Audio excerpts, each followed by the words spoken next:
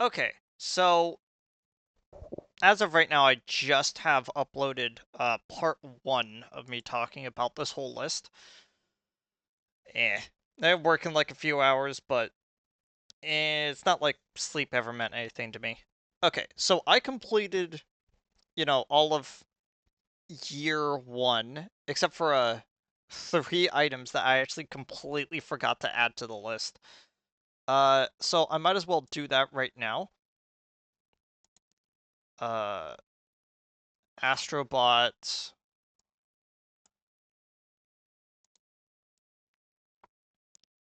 I put in gold. Phoenix Wright Ace Attorney, specifically the first game, I would put in silver. And UFO 50 as a whole experience, like all 50 games, I would say like hits like a good like high silver sort of vibe.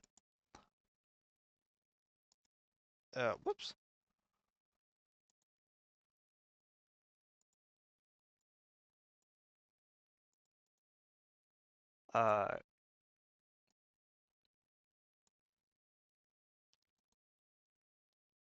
Uh, Good.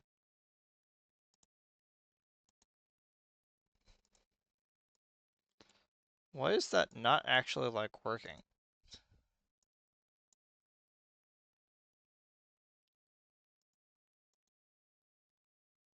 There you go. It would be a good like strong silver sort of experience. There's like two or three games that I really enjoy.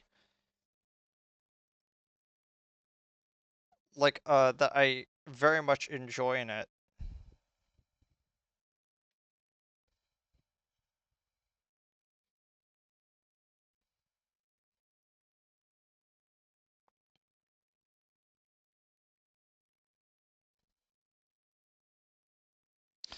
And hmm, I don't want to get too much into that. Astrobot was my game of the year for the year it came out. It deserved to get its game of the year, just like Expedition 33 will next on the next list. Phoenix Wright Ace Attorney is unironically like a really powerful series that I like a lot. It's just that the first game is not as powerful as the third game, which spoilers for when I actually go over to my list, is now currently sitting in platinum. Uh, and again, UFO 50 as a whole experience has a few good games. It's just that all 50 of them uh, make the package a little bit watered down, but the concept of the whole package is pretty good, you know? So let's go on to let's go into year two because I got to talk about a few of these. Okay, just like the other like long protracted video I did on the first part, I'm gonna be playing a bit of a game just so I can have some audio in the background. Well, sorry, not audio in the background, but just like some visuals while I actually like try to do all this. Okay, so let's actually talk about what the rest of this list is because I think it's what hmm, what is a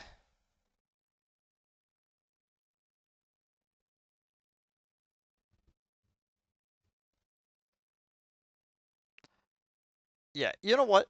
I think the best way to do it is to just start from the top of the list and mark the ones that I have actually I've actually done first. Or at least mark the ones that yeah. So, first off, going definitely into the platinum tier is the discography of Kendrick Lamar. Uh, definitely into that. If you don't know, Damn is one of my favorite albums of all time, and I occasionally like start just playing Good Kid, Mad City and To Pimp a Butterfly. Just occasionally I'll just throw up the whole album, not like select things. Just start from the beginning of the album. Kaiji Ultimate Survivor, at least the season one.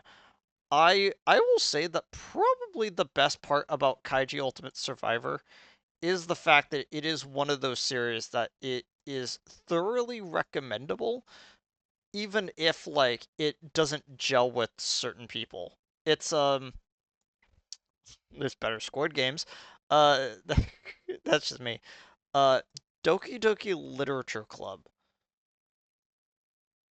Dang.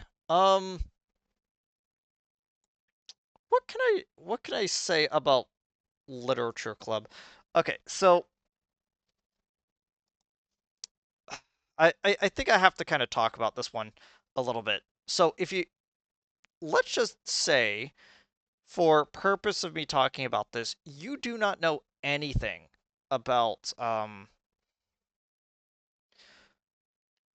you don't know anything about a literature club. The literature club is three aspects. Okay, it is what the game is supposed to be, which is a very a low silver. It is a low silver visual novel game that as they approach a as they approach what is supposed to be the uh the the midway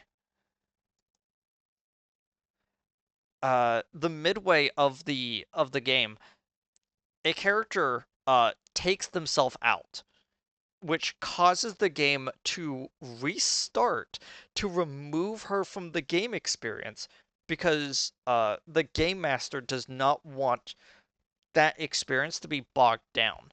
And now suddenly everything that the game sets up is is thrown into a loop, causing like the game master like keep deleting stuff to like move her uh move herself more prominently into it, which is the second aspect of the game. But what I think is the most interesting about Doki Doki Literature Club uh, uh is that there is a secret ARG into the data of the actual game of Doki Doki Literature Club, and this is why Doki Doki Literature Club is slowly going to move down into silver, is because that story never actually got finished. And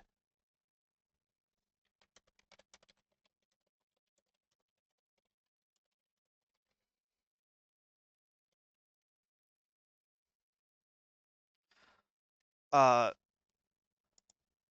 so like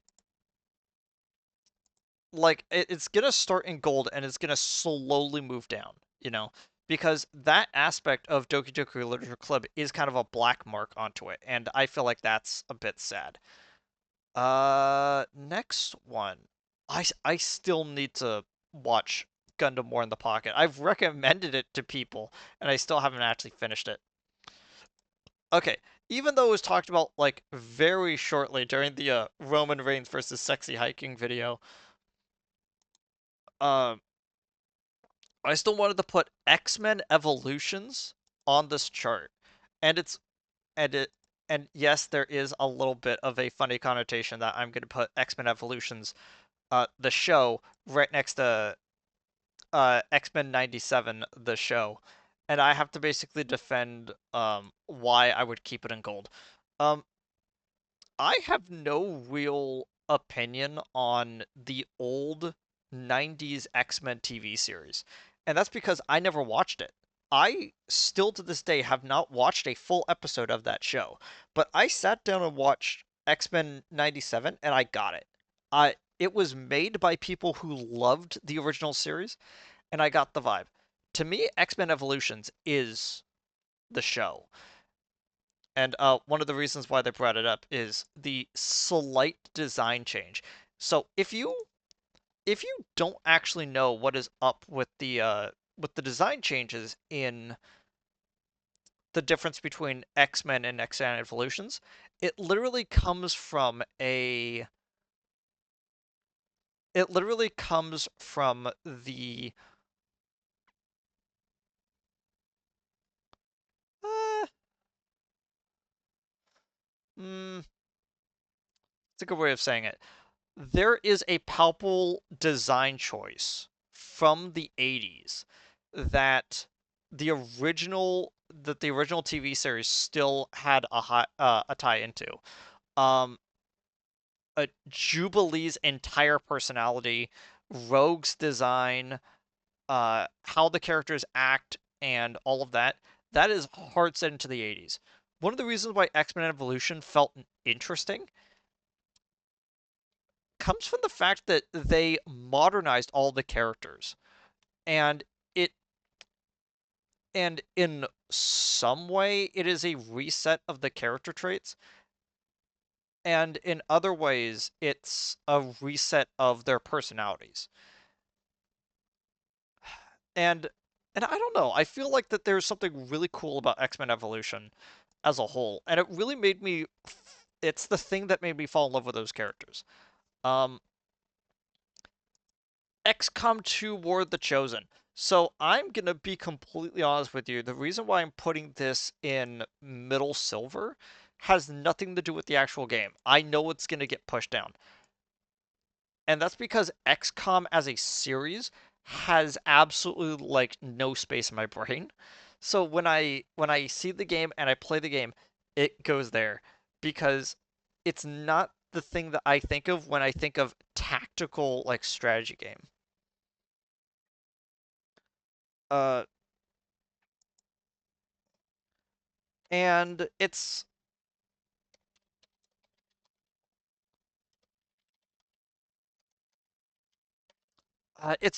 it's hard. It's hard to explain, but so I'll just say this.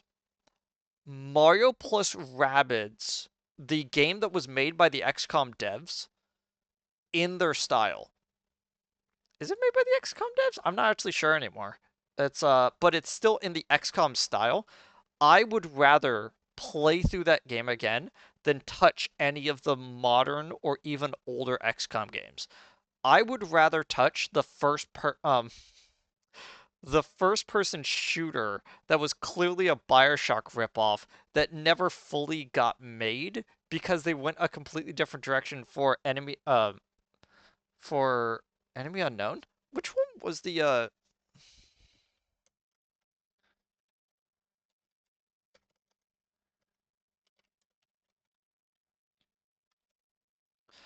uh which exactly is the XCOM game? Yeah, Enemy Unknown is the uh XCOM Enemy Unknown is the one that they made for that is in the original style, but what is the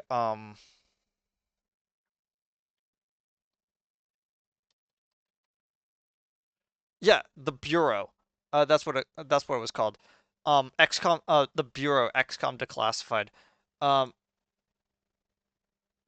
which, you know, started out as just being called I believe it was just called XCOM, but then people were like that's not XCOM. And it was like, okay, so the game is called the Bureau, but we still want to have XCOM label onto it, and it's like nothing about the game is XCOM. I would rather play the Bureau than actual XCOM.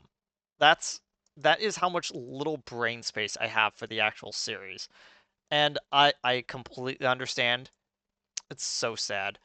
Um Sexy hiking as a game. So I'm gonna automatically just put this into stone because sexy hiking as a game is pretty bad.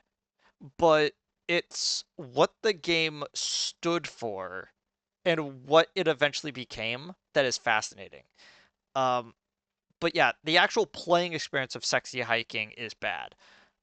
Um, and to be honest, Bennett Foddy's Getting Over It is so much better conceptually as a game. The story of Roman Reigns. Now, say what you want about the actual man, uh, Joe Anawai. Is that actually how you pronounce his last name? Roman Reigns as a person and Roman Reigns the character have this like disconnect a lot of the times where it's like they wanted to push a story with him. The audience didn't like that story. Years and years go by. Uh,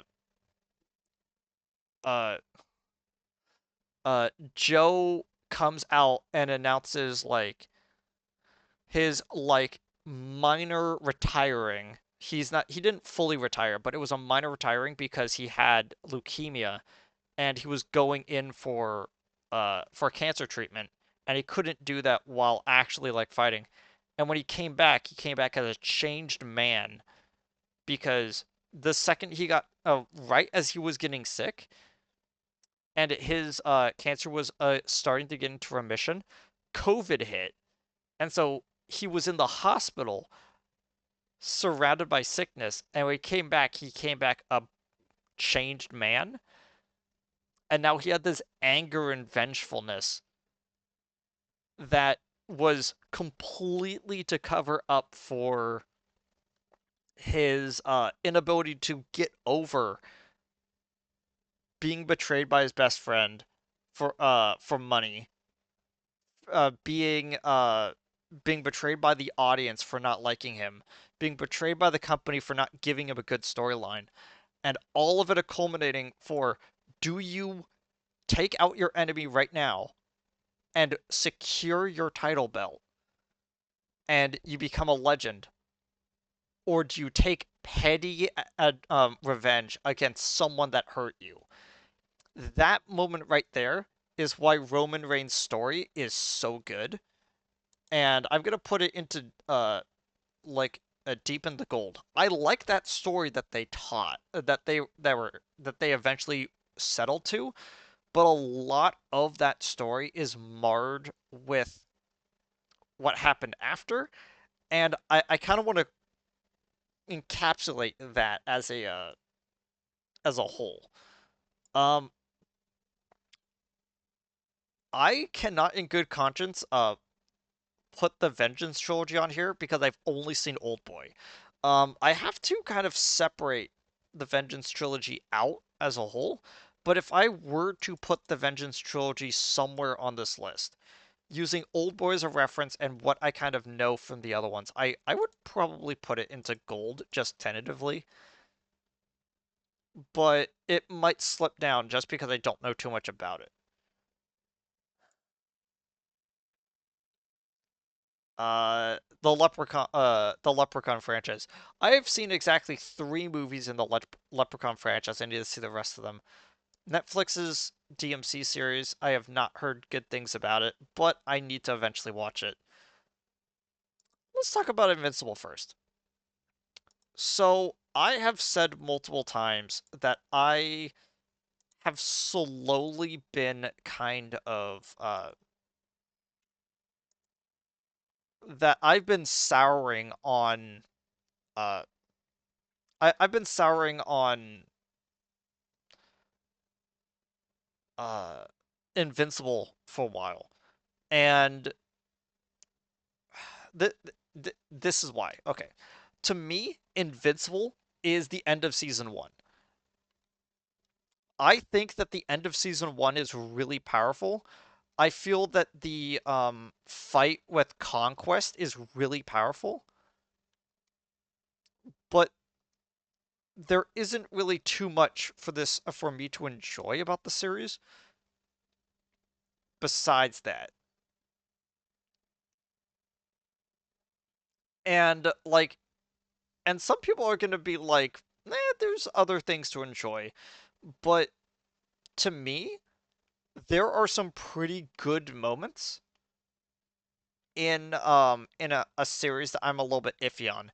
And I think it comes down to something that I realized when I was playing uh Dispatch.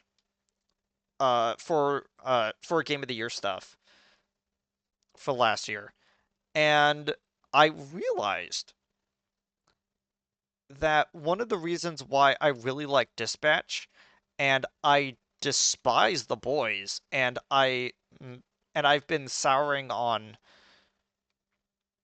uh and I've been souring on Invincible for a while is just the manner in which they tell their quote dark gritty superhero story. I firmly hate The Boys because I don't like their characters, and I thoroughly hate The Boys because um I physically cannot get through the series with like eyes looking straight at it because every single time I attempt to watch it, um my all I see is the bad color grading where all the blood just looks black. Um and it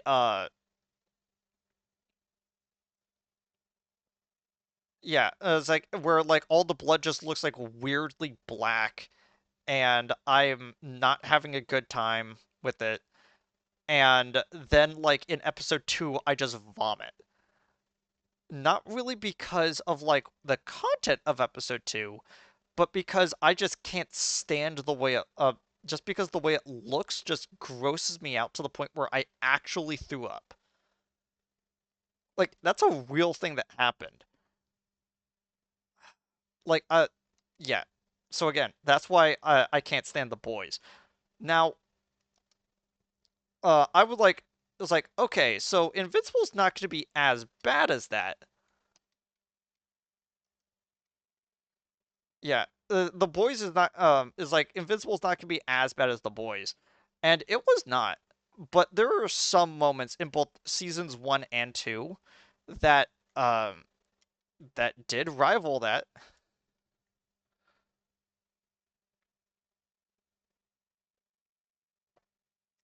Okay, so um to kind of talk about the thing that they actually wanted to talk about in that episode though is the conquest scene, which is so so the main character's father, who is an alien, belongs to a race of conquerors, you know, very evil Superman as as I've referred to it as. So in so it's like okay, evil Superman has evil Kryptonians and evil Kryptonians are all evil. And I'm like, okay. And then you get to Conquest, who shows up, just starts beating up the main character. And then he only has to really say one thing and you understand his entire worldview, which is I'm so lonely.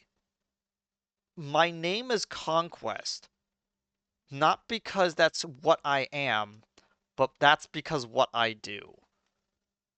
And there's something really sad and pathetic about Conquest as a character that really just tickled something in the back of my brain. And I actually kind of liked that whole thing, especially since that scene was apparently added for the animated series. Uh, the actual like art style and like vibe of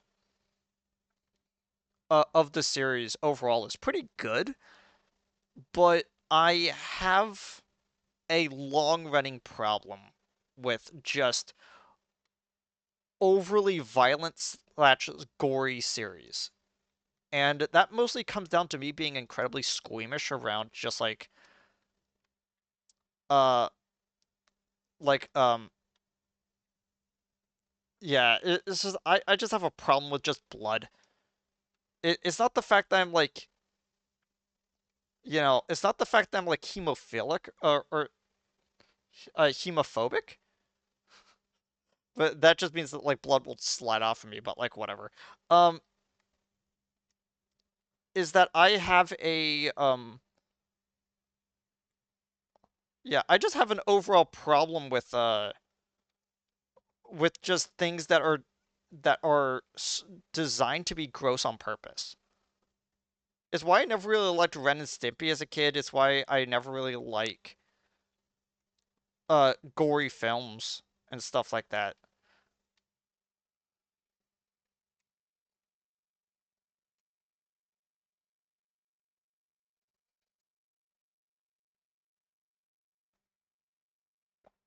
So yeah. Um it's weird. I don't want to I want to keep talking about it, but I don't know anything else to say if that makes any sense. It's hard for me to like it's hard for me to come up with more words to say, you know? It's a strange feeling where it's like I want to keep ranting, but I've lost the words to communicate properly.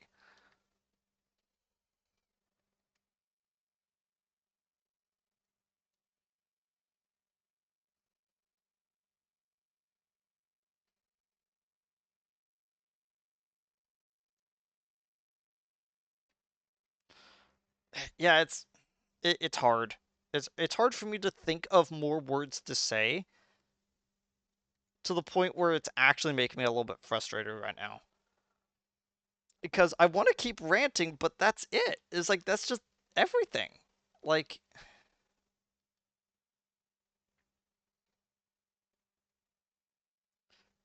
man,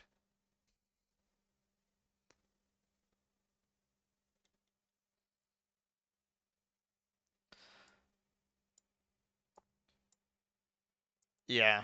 I think I'm done talking about that.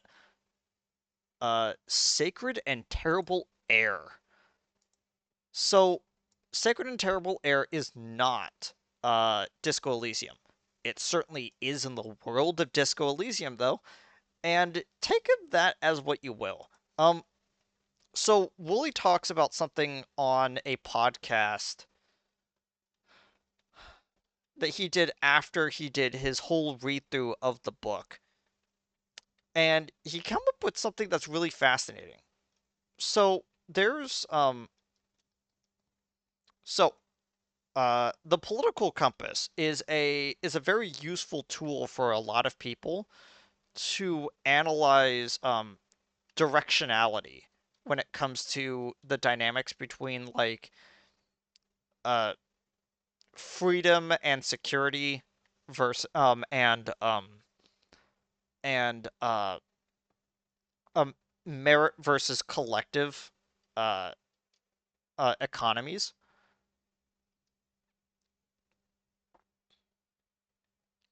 And it's neat. It's a very interesting thing. And what Wooly realizes is that like a lot of what Disco Elysium tries to talk about, but they never really like tackle as well as in the book, is something that happens when someone hits the direct center of the political compass, which, they make fun of in Disco Elysium and refer to it as the most laughable centrist. But there is something that the book talks about that the game doesn't, which is the inherent nihilism that comes from trying to be a centrist. Where it's like, okay, so you don't really believe in this, or you did believe in something, and you have now lost all ambition to pursue that. You hit this like moral gray zone in which you just become a nihilist. And the ending of Terrible and Sacred Air is one of their gods of their universe, which is the embodiment of a political structure which is designed to like move things forward, is the embodiment of nihilism. And so he just blows up part of the world. Is like, is it a little bit like on the nose? Of course it is. That's all Disco Elysium is on the nose political like observations. And like it's not bad, it's just an interesting way of looking at things. And I feel like that's mostly what the book was about, is it's exploring that nihilism in which everything just fades away, which is how the world works, where once you stop observing something and people start forgetting about something, it literally stops being a concept in the world as a whole. And so there is an object. There is this boat that like there's like pieces of this boat that is left that they have like round the clock like guards at a museum to look at this piece of the boat, because the more that people forget about the pieces of the boat, the more it just snaps out of reality. And when that happens, it becomes a thought bomb. And so what this god figure does is um he takes this object that is supposed to be in the museum, and he manipulates things in the world to eventually make it so that the town in which Disco Elysium takes place in uh has that piece of boat there that no one knows is there. And because of that, no one knows it's there, and so it goes off and it nukes the entire town. And it's an interesting ending to the book, but it's not Disco Elysium, because Disco Elysium is fully fleshing out that city, and that city is a microcosm to the entire universe uh that is the Luz Isolas. Like, and I feel like that as a whole, like that the world that Disco Elysium tells is amazing, is fascinating, and I love it a lot. The problem is that is that Terrible and Sacred Air is not Disco Elysium. I would put Disco Elysium in platinum, maybe in like incredibly high gold, if I can't find space for it. But Terrible and Sacred Air is an okay start, and you can kind of tell because that's you know why the book didn't sell. And in his sort of anger to get the book to sell, he made a video game, and I feel like the video game's really great. Um, Claire Obscure Expedition 33. So Claire Obscure is currently sitting at like at like solid gold, but it was game of the year for me. So I have to put it in platinum. Now, I explained this in my year in review video on that haven't actually finished Clair Obscure, which is weird that I would put it on the list after this. So let me just explain to you how far into the game I am. Where I am right now is that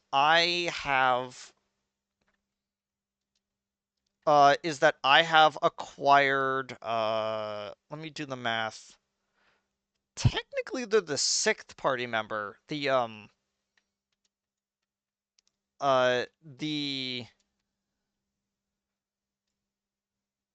the first non-human character, you know? Uh and so you could tell that I'm after the end of Act 1. There is something so cool about the ending of Act 1, to the point where just like me hearing what happens in Act 1 made me stop what I was doing and look up that part of the game. I I really like the game, and I would not have actually given it. I would not have given it a time of day if they weren't doing something interesting with the actual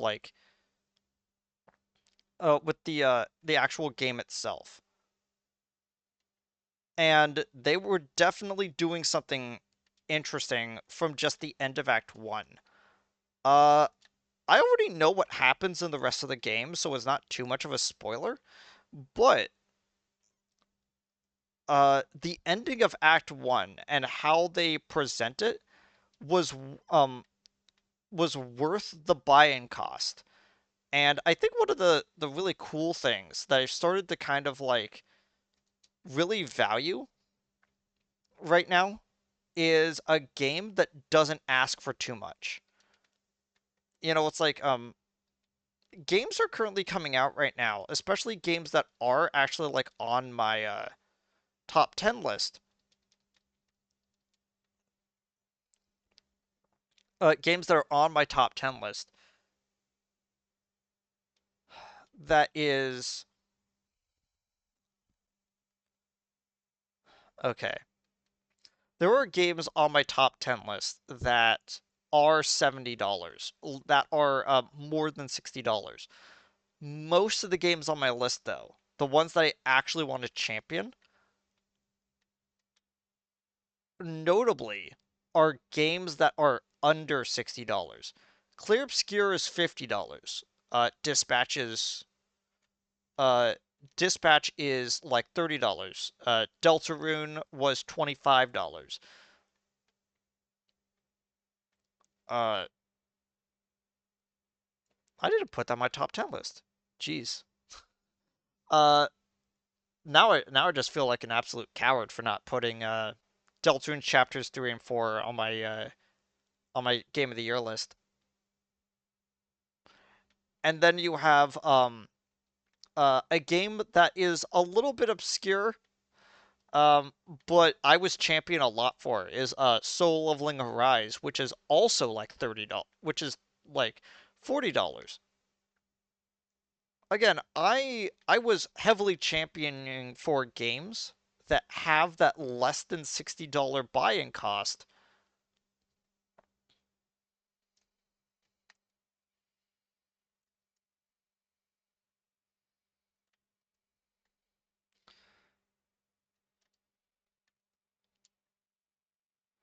Yeah, it's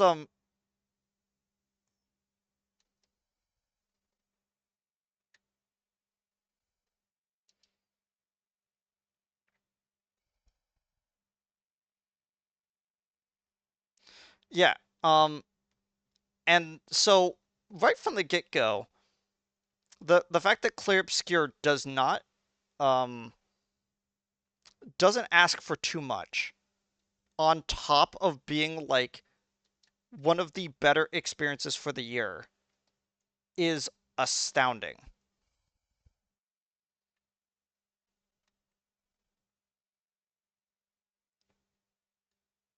And it definitely really makes it worth the asking price effectively.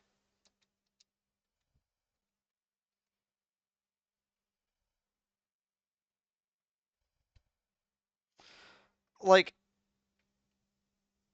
this is the one thing I actually really enjoy about Expedition 33, okay?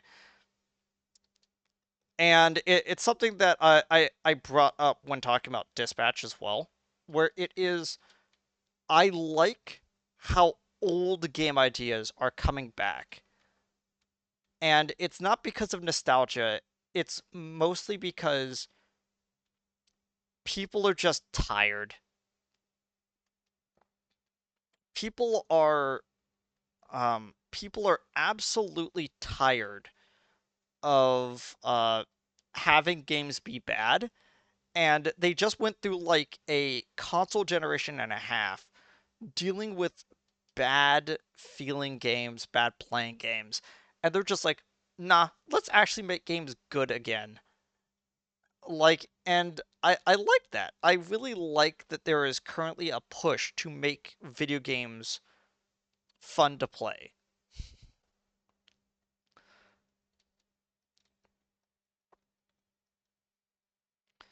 And man, I could not be more happier, you know?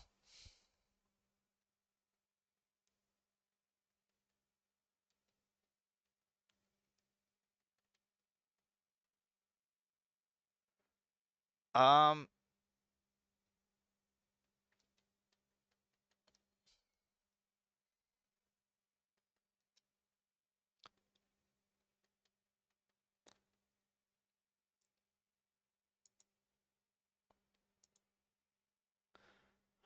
okay. Common Writer Gav. So I'm going to use Common Writer Gav the same way that they used it in the podcast, where they mostly use it to talk about the format of Common Writer as a franchise. And I would say that like Common Writer as a franchise is definitely in gold. It is a fun experience. It's just that a lot of the times, like the story can be a little bit lackluster. Sometimes it ends terribly, but as a whole, it is a solid experience that I have little to no problems with as a whole. If you want my personal opinion, my top series when it comes to Kamen Rider to look into is Xaid. If you like video game stuff, has one of my favorite villains in the series in it. I really like the format that is I really like the episode format that is Forze, where it takes more of a slice of life type of series, and then just go, oh yeah, we're also a Kamen Rider series. So it has that slice of life school life format that is and then just kind of riffs on it, which is kind of funny.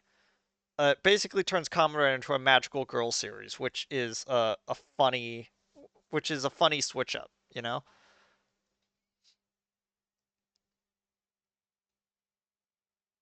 You then have Double, which is a pretty good detective show. Uh, which is a really funny detective show on top of it being like really cool aesthetically.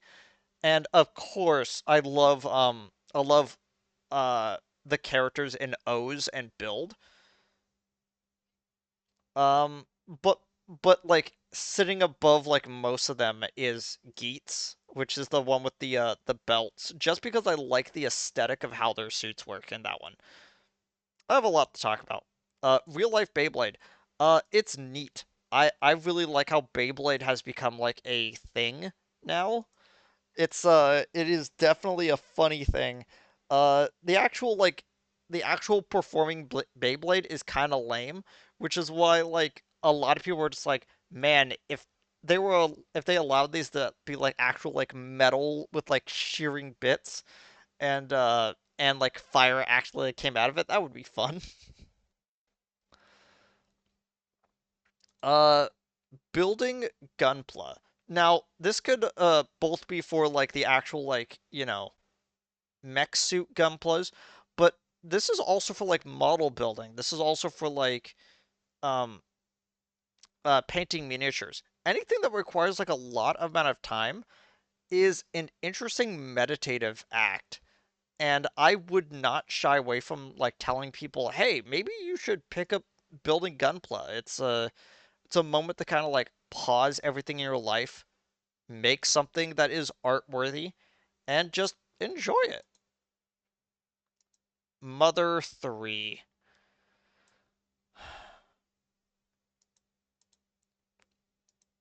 So I kind of have to talk about the Mother series. I was putting this off, okay?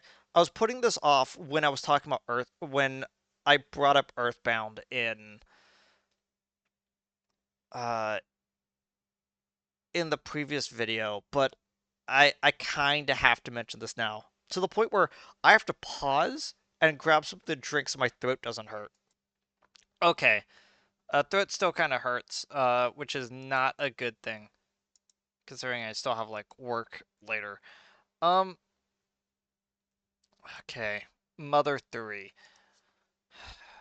So, I have played the entire Mother series, 1, 2, and 3. I have already put them onto my list of all things. So, let me say that I have like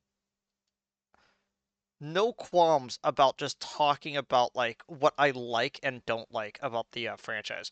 So, Mother 1, bit grindy. Mother 2, excellent. Mother 3, one of the actual like best stories in fiction. And it's a shame that the game isn't localized in English, and I totally understand why. And I think it comes from one particular aspect about it that makes the game feel uh discriminatory. But it's how it's describing, it's how the characters are being described that is the problem, not really like the fact that the characters are being described. To stop beating around the bush, there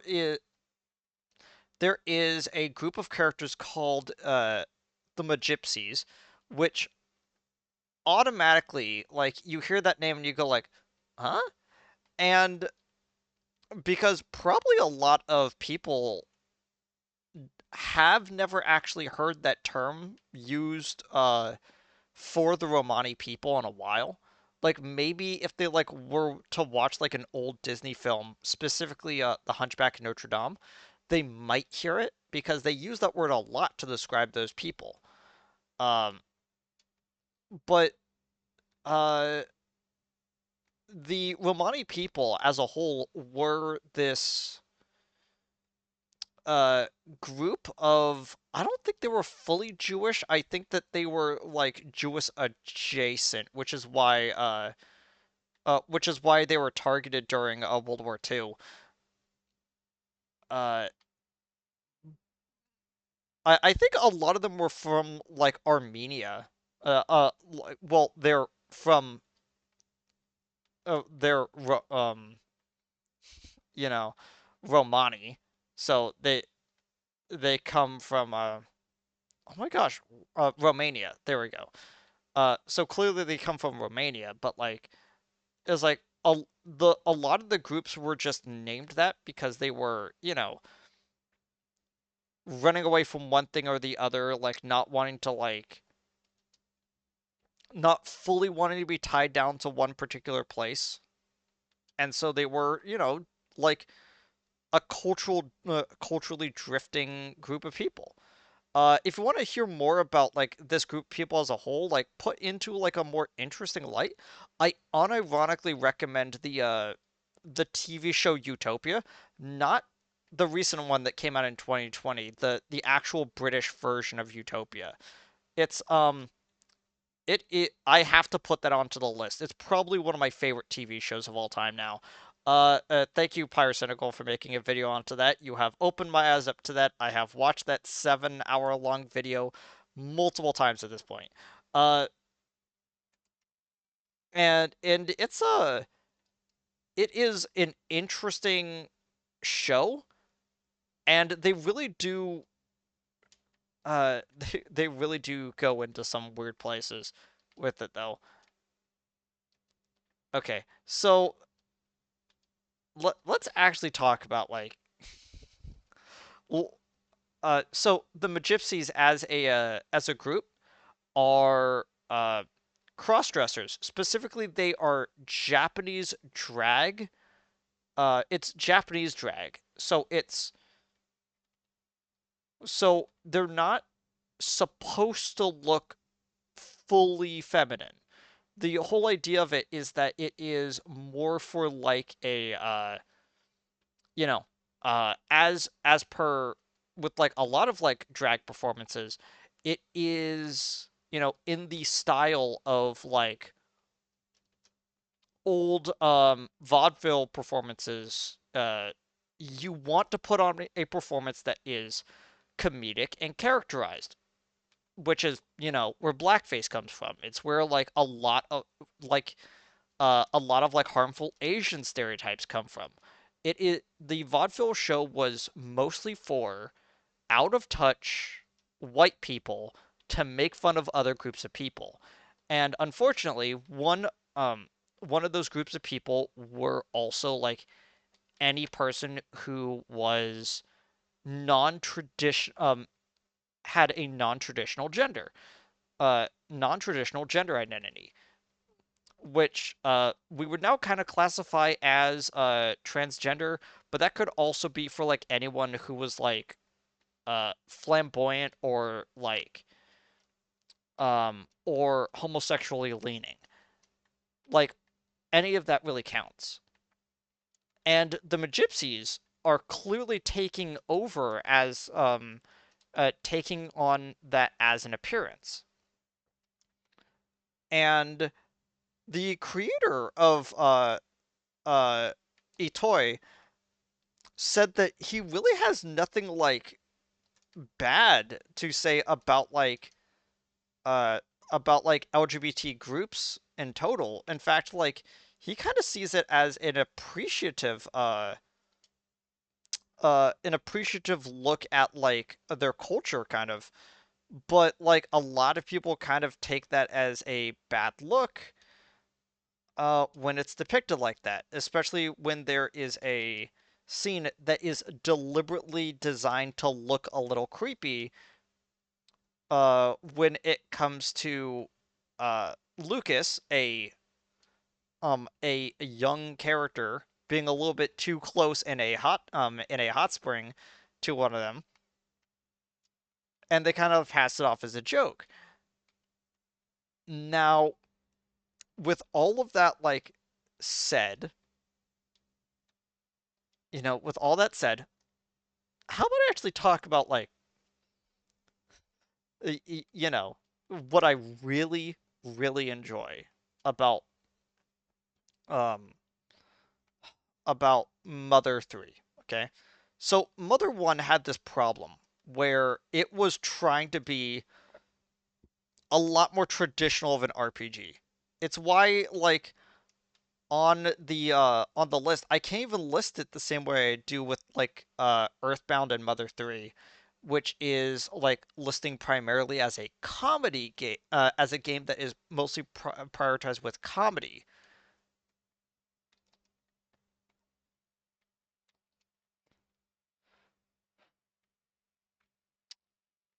Uh yeah, it is just a traditional RPG within a more modern framework. And I could kind of get behind that,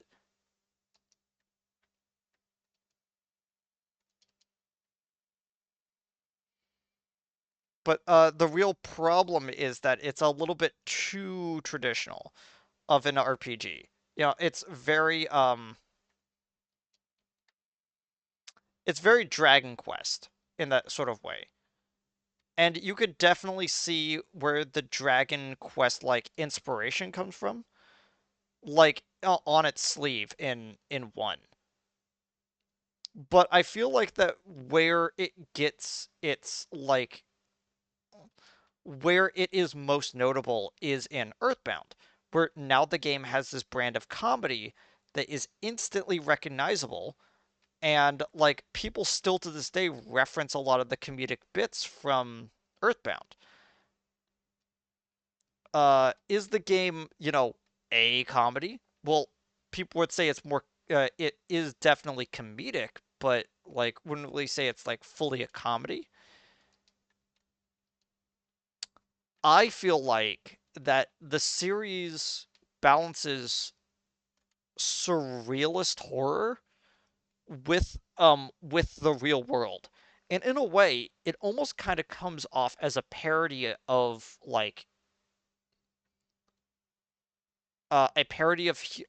reality itself. And I kind of nod my head and go like, "That's amazing. I like that."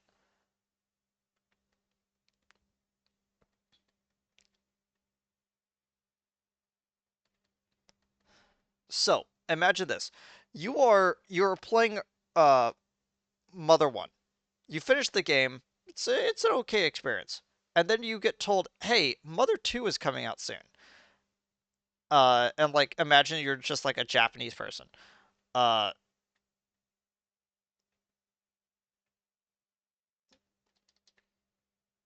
yeah, this is a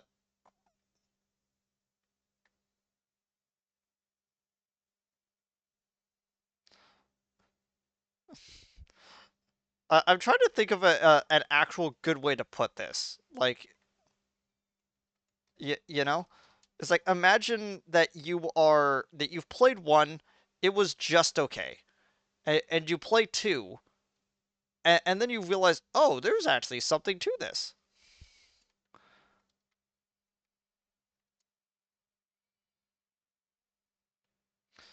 Uh, and it's a pretty funny game overall. But what you realize, it's a parody of society as a whole, and kind of looking at real life as the punchline a lot of the times. And so you go, okay, that was a pretty nice experience. I kind of like that. Mother 3 then shows up. And one of the first things that happens is your mom dies in a pretty tragic way. A character that they almost like encourage you to name after your own parents. Your dad doesn't take that well, and so basically throws himself against the wall to get revenge on her. Your brother tries to go like settle things, goes missing, and so now your dad is just like kind of a kind of a wreck of a person for the rest of his life. And you see the world turning into something you don't recognize. Now, that doesn't have to be in a fantasy universe. That could just be regular life. And like Mother 3 starts out at such a dark tone while still having this comedic sort of vibe. And so you would have to ask yourself, what is it trying to say with its comedy? Again, life is the punchline. Life itself is several degrees of moving up and down a an ever persistent uh roller coaster of emotion. And there are going to be good times. There's going to be bad times. Uh, times a pretty good. Times a so-so, as they say in Deltarune. Um, like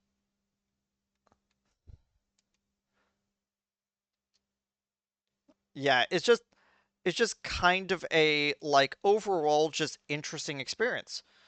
So you go through a lot of Mother 3 where there is comedy and there are funny moments in it, but overall it is a parody and it lets you basically laugh in the face of darkness. And I think that that was really what like you look at a lot of the interviews with Shigesato Itoi and you realize that that is really what he was trying to go for. It's like kids cannot just like look at only good things forever. They have to see some hardship because when when you have someone who was only raised to who was only raised on good things in life, they don't realize how dark the world can actually be. So then they become emotionally stunted. It it's something that's incredibly well known.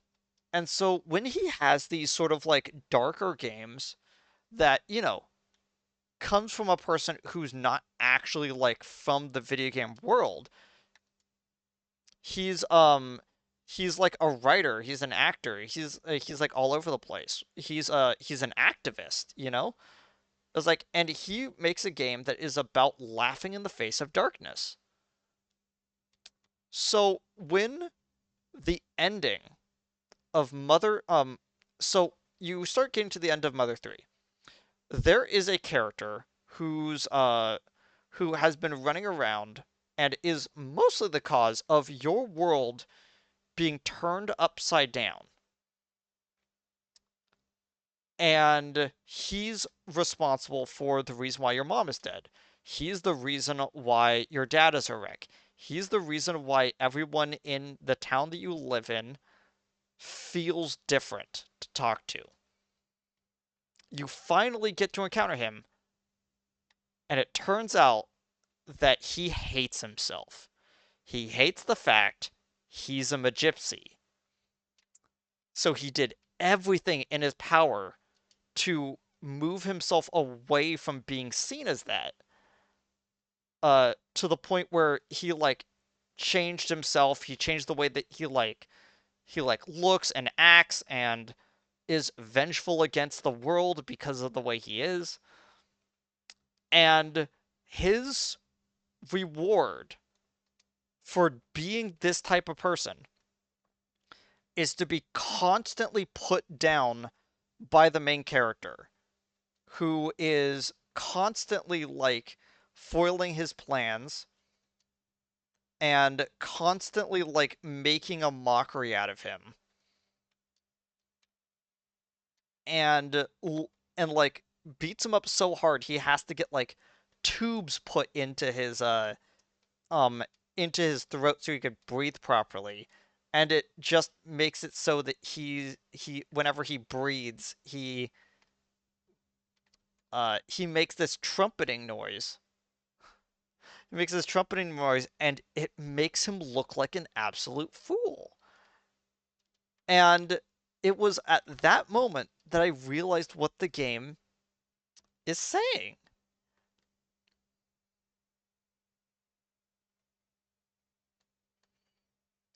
Like, the game is basically saying this guy was like a magical creature who is, like, may not be seen in like the best light, but enjoys being who they are. They enjoy being a Magypsy. And he then goes out of his way to be the antithetical to everything that they are, and he becomes the biggest laughingstock of them all.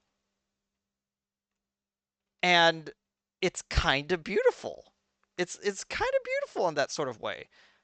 There's then also the scene like right at the end where after you defeat the a minor antagonist from the second game who helped the proper antagonist from the first game try to resurrect in the second game, he comes back and he refuses to he refuses to be defeated by the main hero.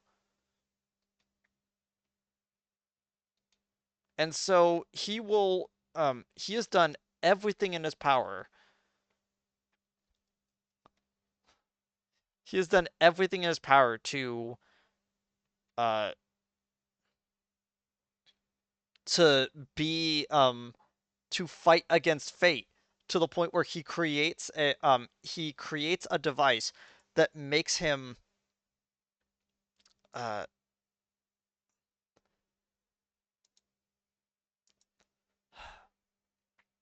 yeah, he does everything in his power to defy fate.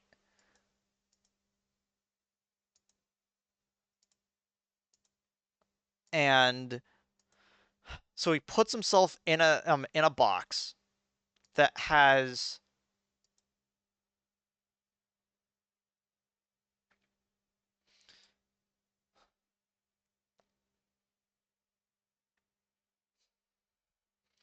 Yeah.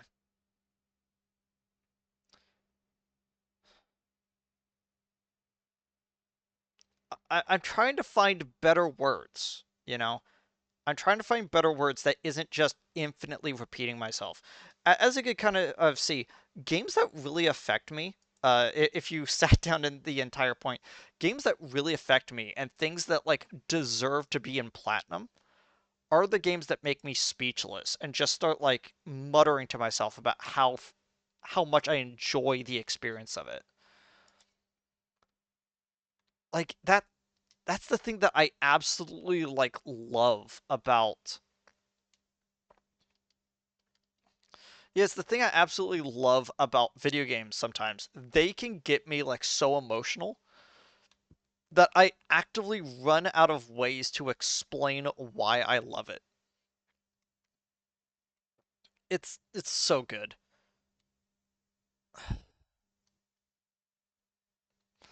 So, you're at the end of the game. The villain is defeated because he gets into a ball that you cannot fight, but he also cannot leave. And you are at a standstill and the world ends because it turns out that the main villain, the final boss, is your brother that went missing. And you fight back against him. When he realizes it's you, he realizes he can't fight you back. You pull out the last linchpin in the world to wake the dragon to make everything quote unquote bad with the world now. And there's just a moment where you're all sitting in darkness and the characters basically tell you, well, it's not exactly over just yet. Basically, we're sitting at in a moment before everything resets. Yeah, we're just sitting here waiting for things to reset. Not really like not really like knowing like where we're gonna go because the world hasn't fully reset yet. We're still characters in this world that haven't been put into our I won't say into our proper place, but uh notably it's the world has not decided on whether or not it is in a good place yet. And so you're just standing around waiting for something to happen. And so you get to walk around, talk to a bunch of people, and they're saying, hey, don't worry, everyone's here. So everything must be fine. Again, laughing in the face of darkness. I I really like how they ended the series. And am I kind of sad that a game like that never came to America so that Americans can.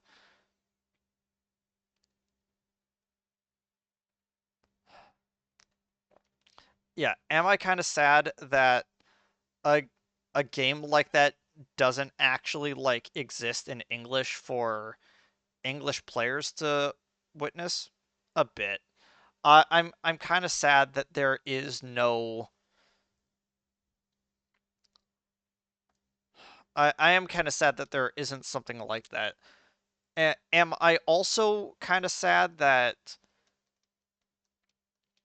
uh people have played, like played Earthbound, seen just the comedy, and then just walk away without any of the other stuff that they wanted to say? A bit as well.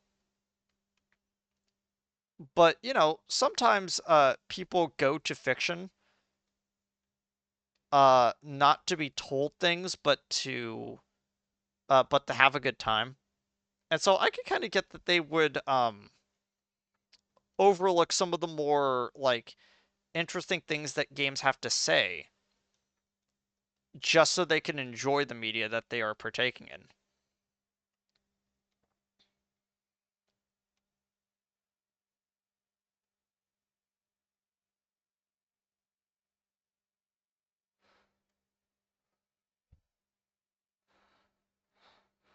It's it's great. I love it. I love it a lot. Okay.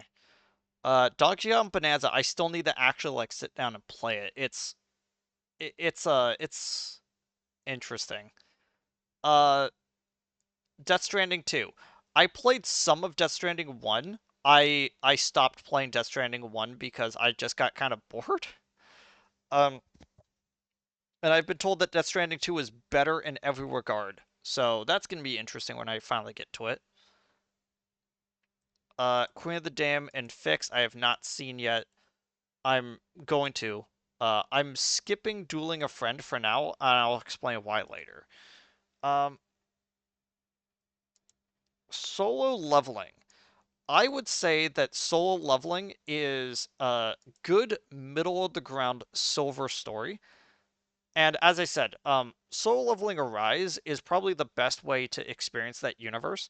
But the actual anime itself, even though it's well made, the story is the thing that is actually like not that good. I would say that there is a stretch of episodes in solo leveling between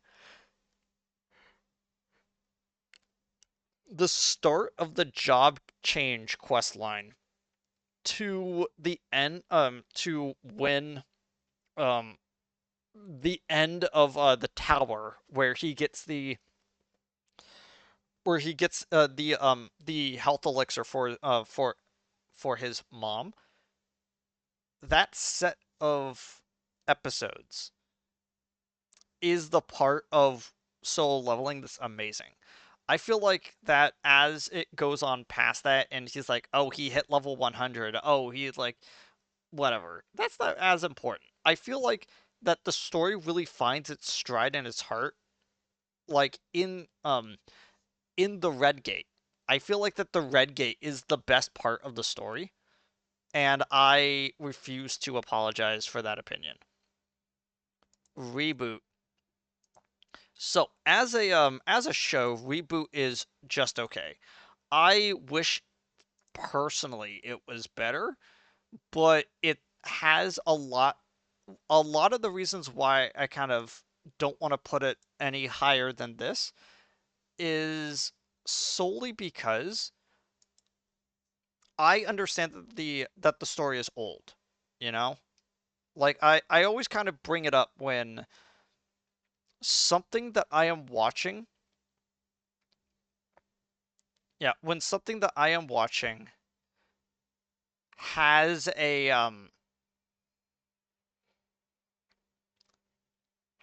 a notable problem with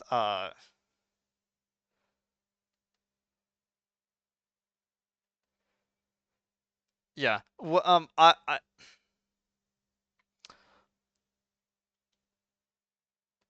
things being old is not indicative of things being bad. Things that are old have a vibe that doesn't gel well with how modern pieces of media with more modern pieces of media. For instance,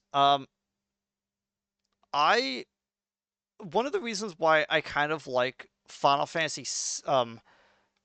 uh Final Fantasy 7 remake and rebirth more than actual Final Fantasy 7 is that it's trying to tell its story in a more modern way.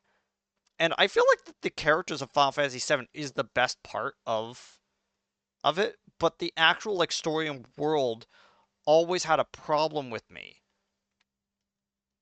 in which I don't think that it was able to it told its story well. And I feel like that what it's doing in Rebirth and Remake is that good part of the story coming in while still basically telling the same overall story. It's using it under the guise of it being a sequel.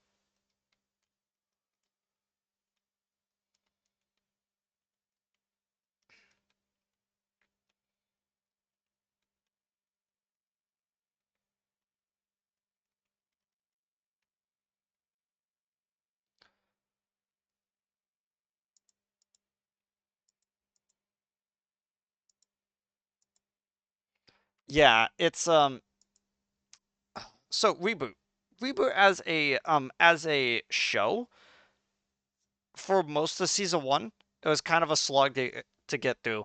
The absolute best episode in the whole show, in the whole show, is in season one though, and it is Enzo's birthday episode where they're trying to do everything in their power to make it so that he um doesn't see them set up his birthday, and as they are like there celebrating, the villain shows up with an electric guitar and has a guitar battle with oh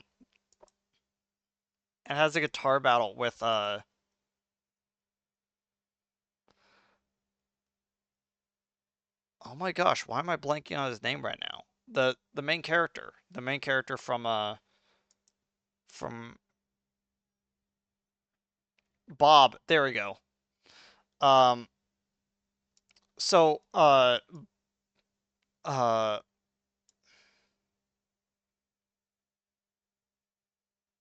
my gosh, I'm blanking on names so hard right now.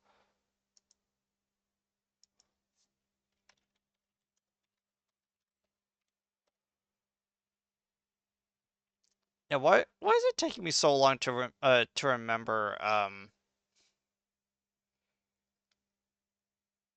remember his name? What the heck? Megabyte. So rude.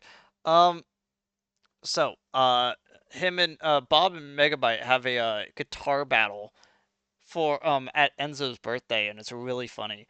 Um Season 2 is where things start getting a bit weird with it, you know? Uh and it mostly comes from one thing, is that they had like this whole like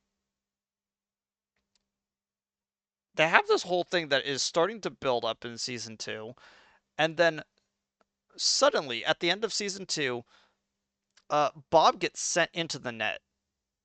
And if you don't, and for some reason, if you don't know the actual plot of it, is that they're all in a constructed video game environment, you know? And the and so like the abstract nature that was the internet in the 90s is basically turned into a hazard. Um, if you know anything about Warhammer 40K, they kind of treat the net as it's the warp, where the only thing that lives in the net is chaos, because it's just raw data that has no real meaning.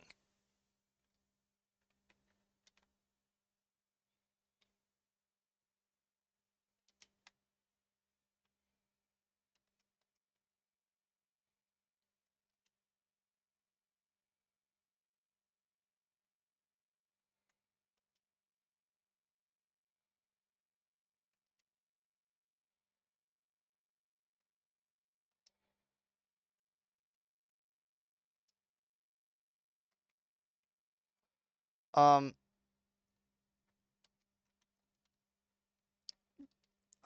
yeah, it's and at first it's like, oh, interesting. So where exactly are they going with this? And the answer is that Enzo is now the main character. And there's a neat thing to be said about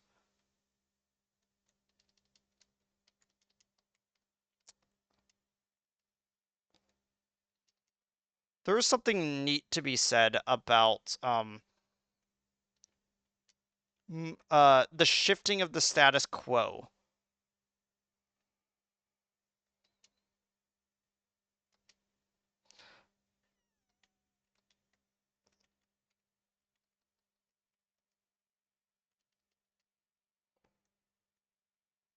There is something we said about a show, especially a show like that, that was very episodic in its construction, to suddenly just look the audience right in the face saying, "Hey, now we're serialized.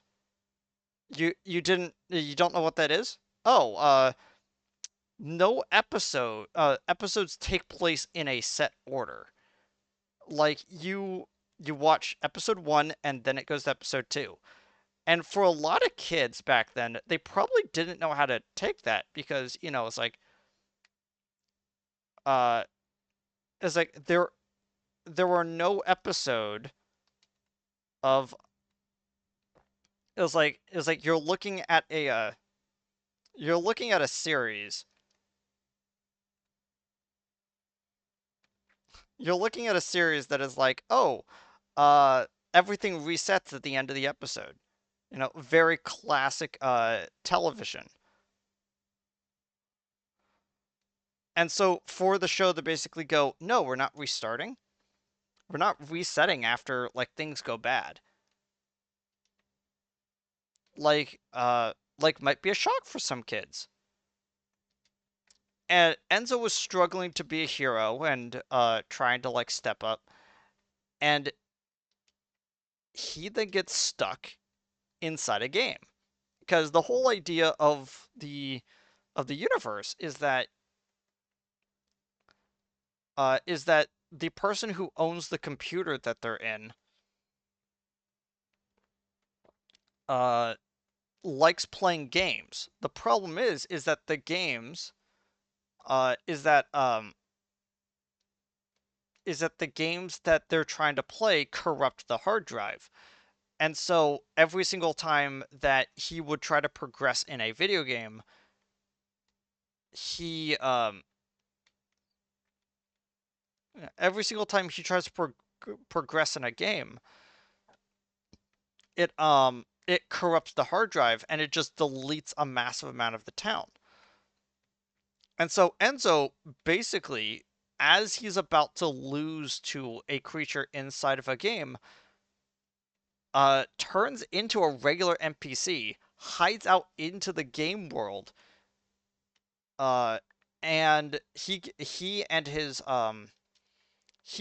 girlfriend that they met in an earlier episode, uh, get whisked away. And then the first thing you hear is an older Enzo saying, "I belong to nowhere." It's like, I have no protocol. I have no place. I have no. Uh, I have no morals now. My goal is to reach home again. And suddenly,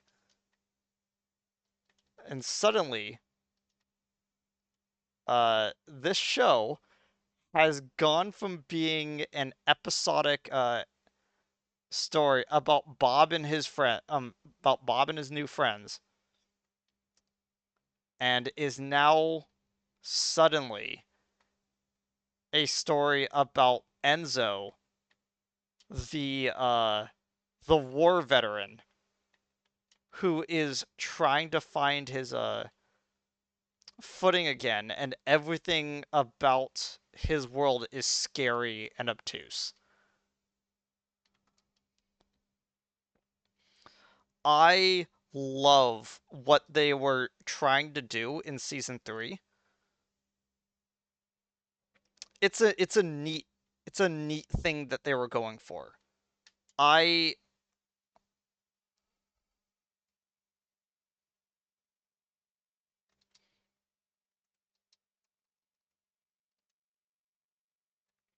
it's neat. I really enjoy what they were trying to do. You know, he finds Bob out in the warp and rescues him. He makes his way back to home, and the entire place has like turned into a battleground. He this young kid who was laughed at by the villain multiple times uh, physically fights him to the point where the main villain is scared of the strength of the hero.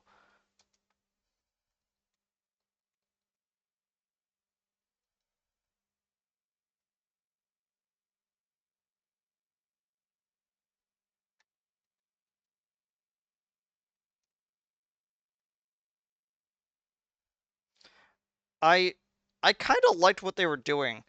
Uh, the uh, the real thing that makes me want to actually put Reboot higher on the list is what they're trying to go for with the story. I think the story's really neat. It's hard for me to watch a lot of the episodes because the um the actual like animation quality is what gets in the way. And the problem is that that can't even be like a fault for it because it's not like one of the first. It is the first fully 3D fully CGI animated TV series. It's so like I'm sitting here after like talking about all of this, wondering exactly like how to defend my actions of putting Reboot right here. And all it basically did was confirm it that I need to put into gold at least. Like at least a little bit into gold. I can't just like have it be down there in silver. It's worthy enough to go into there, but is it worthy enough to be in platinum? I don't think so. I think that there are going to be better things that I'm more easily attached to than it. Speaking of which, Mass Effect. So Mass Effect is a series. I did an entire video on. I did an entire like series of videos on Mass Effect 1, and this is what I'm gonna say. Mass Effect 1 is a little rough.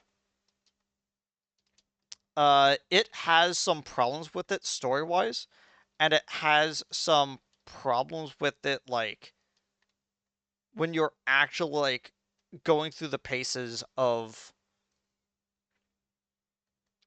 the overarching world that is of the first game. The one thing I would never say about it is the fact it's bad. I would say that like a lot of games in like a lot of games in 7th gen, the game is an enjoyable 8 out of 10 or yeah, it's either an enjoyable 8 out of 10 or it is a lamentable 6 out of 10. 6 or 7 out of 10. And I would say that uh yeah, I would say that I would call Mass Effect 1 Mass Effect 1 an interesting 8 out of 10. Mass Effect 2 on the other hand is that 10 out of 10 experience that some people are looking for. And the more I think about it, the more I actually really enjoy the story of 2. The thing that bogs down the entire series, besides Andromeda, which is not being considered on this, what uh what what I would say though is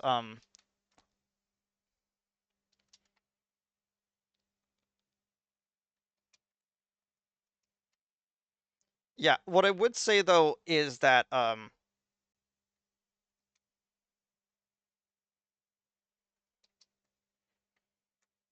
yeah, what I would say though is that they tried to do something in 3 and I don't think they succeeded. What they did do in the second game definitely succeeded though.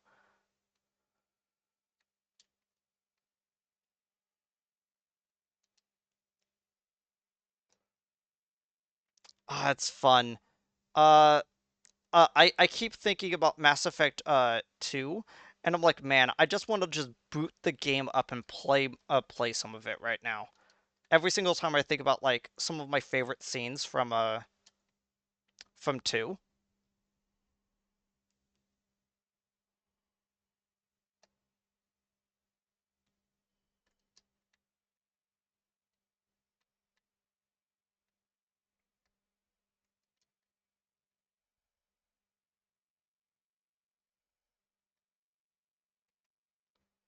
Oh, whoops.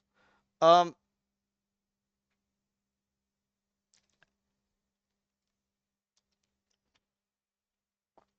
I Mass Effect 1, 2, and 3 as a complete package kind of dips for me. It's why I can't put the whole series as platinum, but I would definitely probably consider putting Mass Effect 2 as a platinum game. The works of Junji Ito. So I have mentioned before I don't like blood. I don't like viscera in my horror.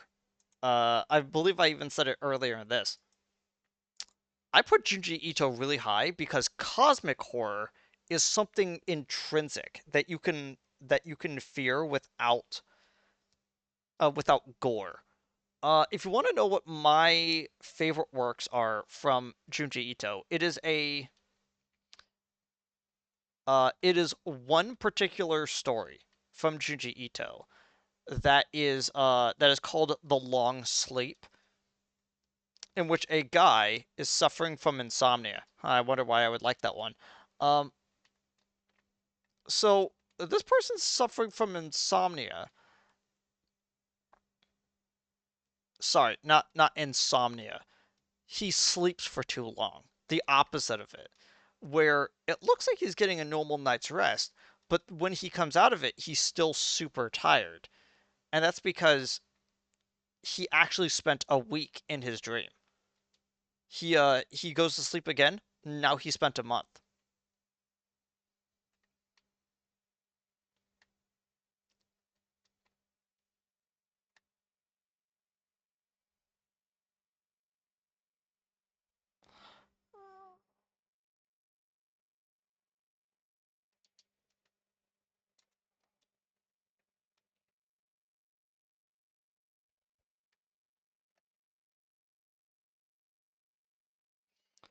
Like I want to make it very clear that when I say I really like the long sleep, I am being incredibly vague on purpose. I feel like the reveal of what is actually going on, like with a lot of Junji Ito's work, is half of the enjoyment of Junji Ito's work. Where you're just like, oh my gosh, that is what's happening? You know, like Omega Fault where it's like, oh, there's these holes that were made for people. And so like people go into the holes and then don't ever come back. But then it's like, what's actually happening? Oh, there's holes on the other side of the mountain. Uh-oh. You know, stuff like that's fun.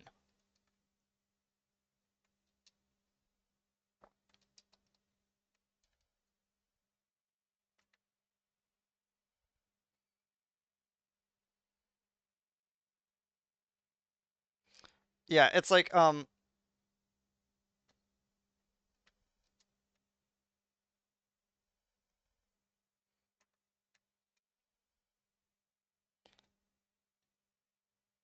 man, there's okay, so the best way to put this, okay? Like again, I'm trying to find words for Junji Ito's works, and I might actually move it up to platinum because of this. Um, the reason why I like The Long Dark as much as I do is because of the ending, and I'm gonna have to spoil it. But what happens is that he starts spending so long in his dreams that his body is starting to mutate. You know, he spent like 1,000 years, and so his body is like shaping into something alien, something like super eldritch. And he wakes up and he goes, I don't know how long I spent in that dream. Centuries? A millennia? It's just like so like disconcerting to him that like he spent that long in the dream. And then like he goes to sleep one more time and before he can wake up he turns to dust. And it's so terrifying. Just like the visual of that.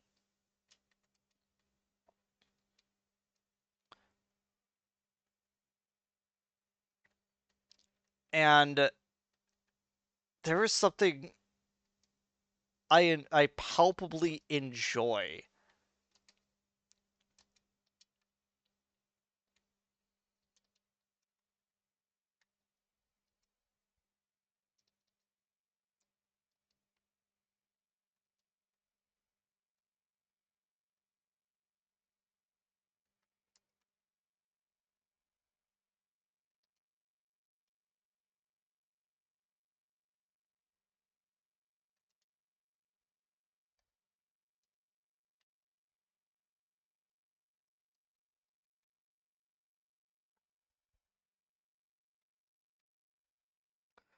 Um, but yeah, one of the things that I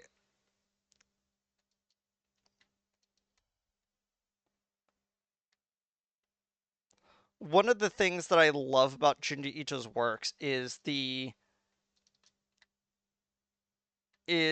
line that I remember hearing someone say. It didn't come up in the podcast, so I'm not sure who actually said it about Junji Ito's work. It's a play off of the old term to err is human. It's it is what is it? It's uh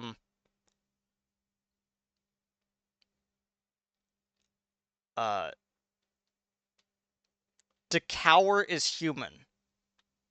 To look at it and be unamused uh is um is not human. It's something close to that.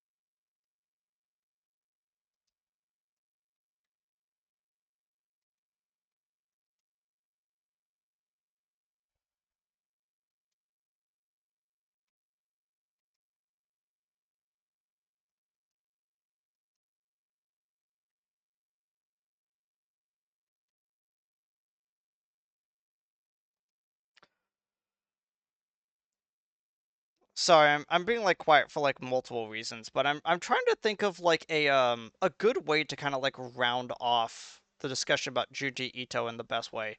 And I would say that like one of the reasons why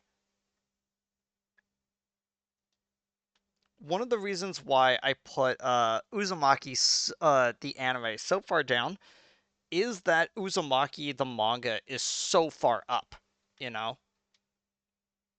I fundamentally enjoy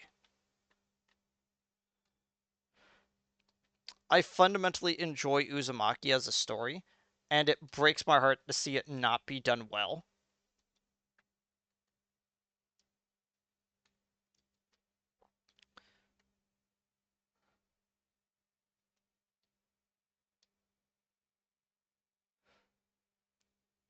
Man,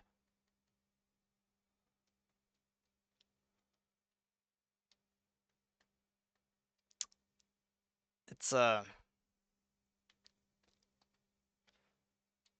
man, Okay. So well, I have to move on. I have to move on and talk about something else right now. Uh, Guardian Code, Ghost of Yotei, Final Fantasy Tactics, the remake I have not experienced. I need to see more of the stuff about the remake. The Boondocks, specifically season one. Um, I have no words for it. It goes into gold. It is just arguably like one of like the best pieces of like of uh social commentary that we had at that time. It's great. Um, I'm gonna talk about Stephen King's The Shining first because I think it's important. I don't really like Stephen King's work as much. Like it is not something I enjoy, you know? Every single time I try to get into a Stephen King story, I realize that things that are derived from Stephen King's works, like uh like It with Tim Curry, or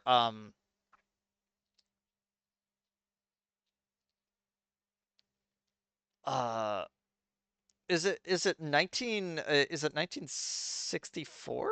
Like what's the um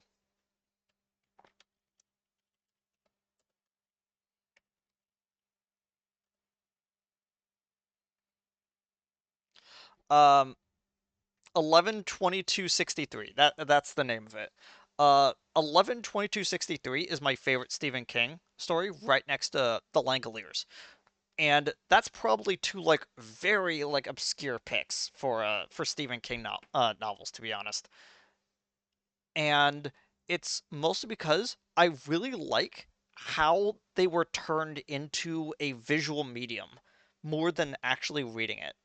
And I understand that some people are like, no, no, no, the written version is so much better. I can't stand the way he writes things. So instead, I would rather watch things that depict it in visual form that have nothing to do with him. And if you want to know why I kind of detest the way that he writes things, uh, look, look into the differences between the written and movie versions, and the the the book version and the movie version of it. That basically tells you everything. Carrie and Christine are pretty good. I have not read The Dark Tower yet, but I know that like whatever they did for Dark Tower was not really as good.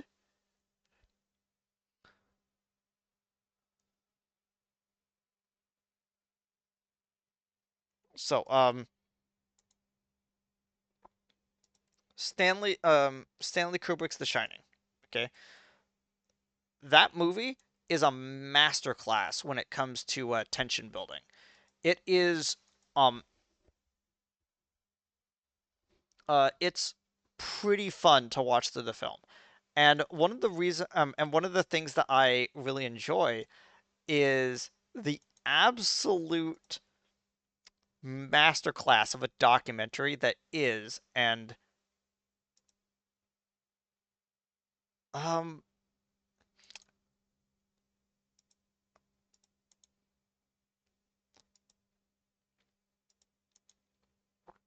yeah, it is the absolute masterclass that is the documentary Room 237, which is a bunch of conspiracy theorists coming together to talk about their conspiracy theories about what Stanley Kubrick's The Shining is. And I had to rearrange it a little bit because I had to put Stanley Kubrick Shine right there with the documentary just a little after across the line. And I feel like that the documentary is a perfect teardown of the phrase of death of the author, because the documentary as a whole is predicated on the idea that I took something from this art, it must be true. It is the perfect rebuttal to it is sometimes the curtains are just blue. And I think that that's hilarious.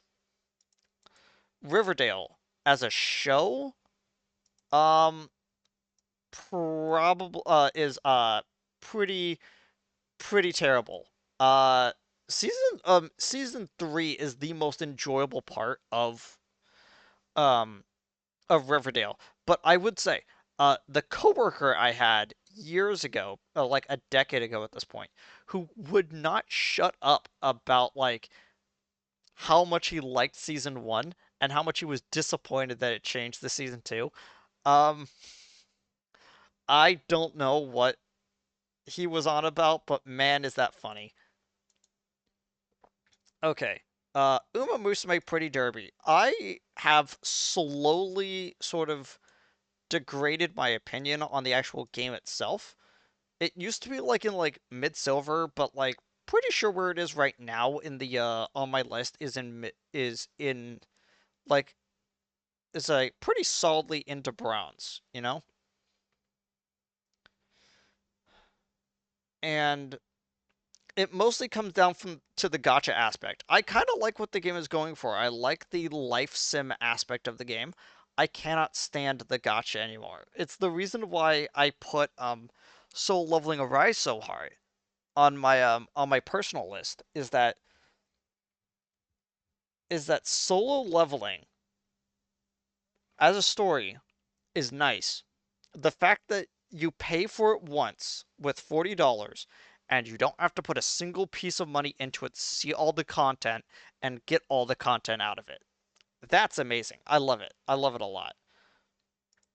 Um, I I would say that the actual anime of Uma Musume uh is kind of interchangeable. Whichever one is across the line into bronze doesn't fully matter. I would say that the anime, uh,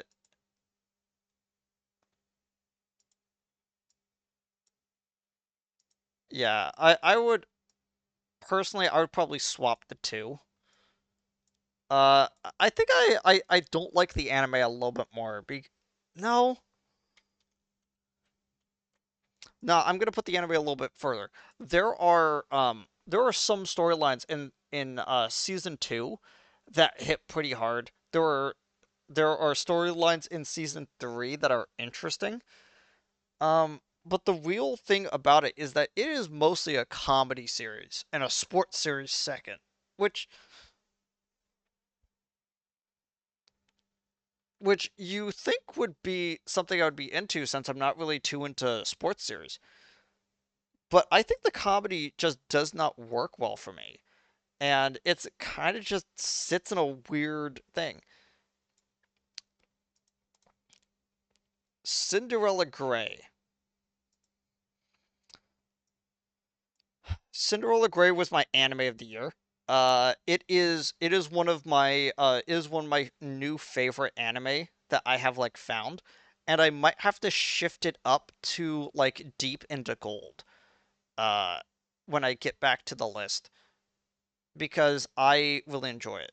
Right behind it though, and deserving of just as much credit is beginning of a new era, and it solely is because beginning of a new era tackles a different aspect of okay, so both these two together tackle something in sports that I didn't think they would actually tackle. Cinderella Grey is mostly a story about what happens when uh Cinderella Grey is a mixture of it's a sports series that mostly has to do with the passion of it. To the point where it's like, oh, this person has a lot of passion for it. Sure. But like where does that passion end? When do they give up because there is nowhere else for them to go? Begin a New Era is that response where it basically says this person has hit their limit and just quits, and all of the ramifications that come from that. Because the main character has a muse. that muse is no longer there. And the most of the movie is a visual descriptor of um what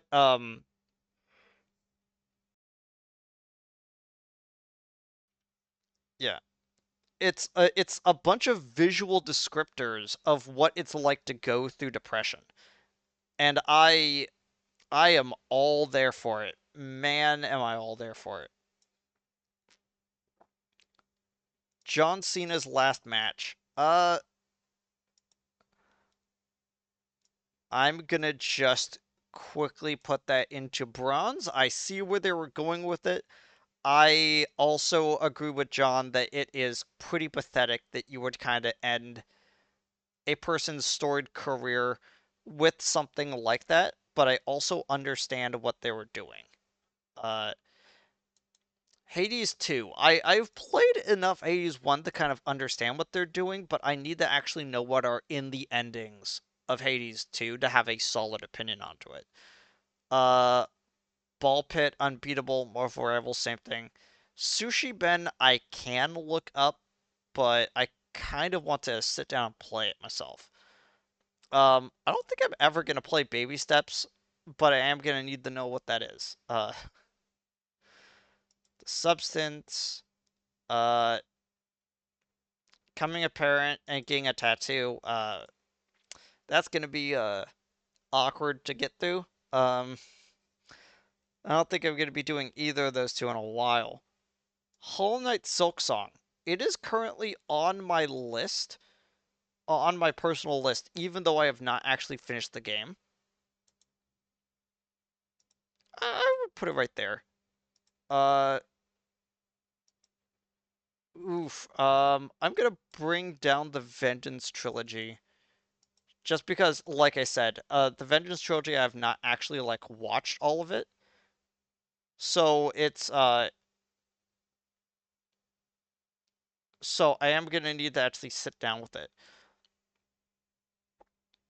Roman Reigns, I'm gonna move down because even though I talked about like his actual story, wrestling's not my passion. I am willing to kind of like hold my hands up and going, okay, I'm gonna defer to the experts a little bit more when it comes to a subject that I'm not as versed in. Now, here's the thing. Am I going to put dispatch above any of these things? Now, this is the big swerve when I tell you I did not put Expedition 33 as my game of the year. I put Dispatch as my game of the year.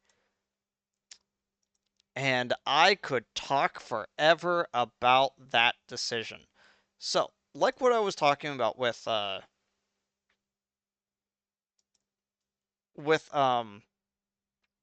Invincible season 3. One of the things that I absolutely love about Dispatch is the fact that the characters act like adults. And I'm not just talking about like petulant children that like beating people up type of adults. I'm not talking about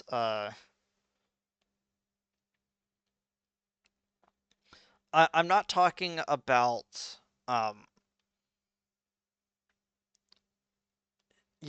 an excuse to have a violent scene just to have a violent scene. The characters feel real. The characters are dark and realistic, not because they're like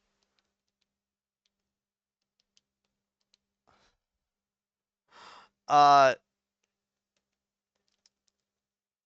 the characters are dark because they're human.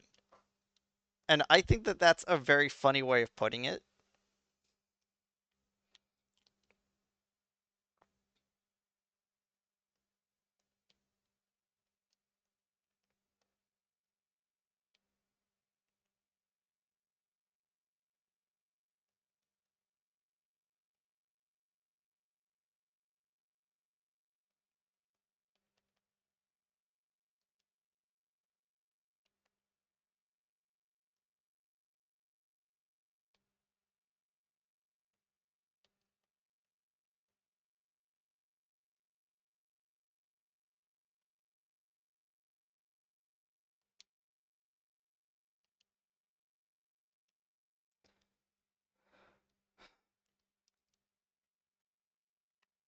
Okay, so let's talk about it.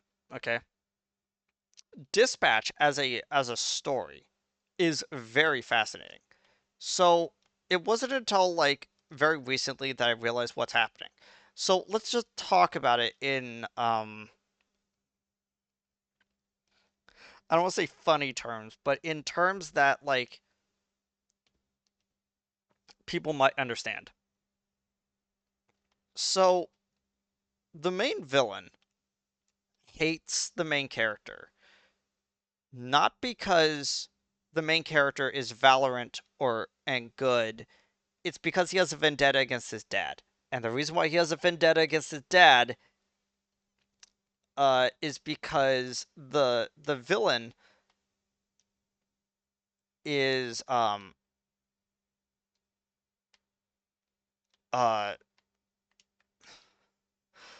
the main villain's biggest weakness is not being able to deal with problems. So imagine this. You're a person you're a person whose entire world revolves around you being smart enough to actually like complete a task.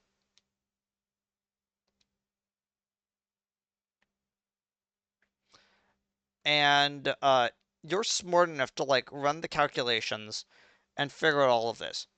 And so what happens when you don't actually have a good answer for what should we do?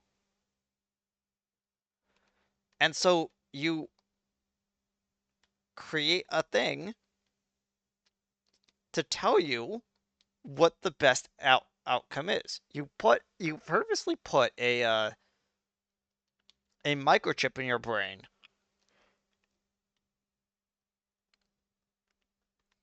to tell you how to think, not just like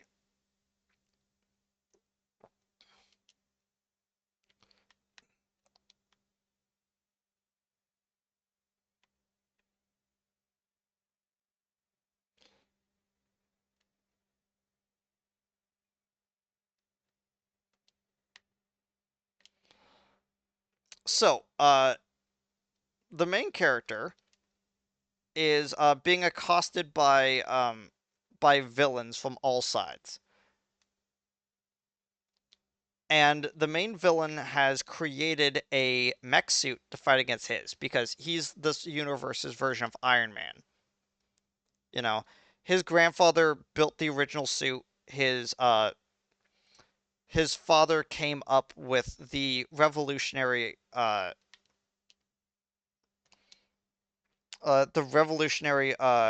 like equipment to make it uh to make it really cool, and you are the third generation child.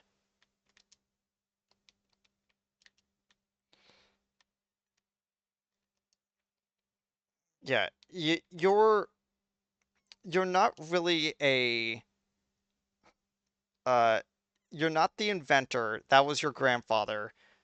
You weren't the you weren't the astrophysicist with like multiple degrees because that's your father.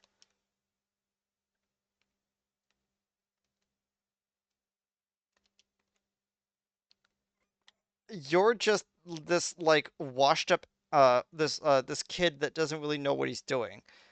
But what he is really good at is uh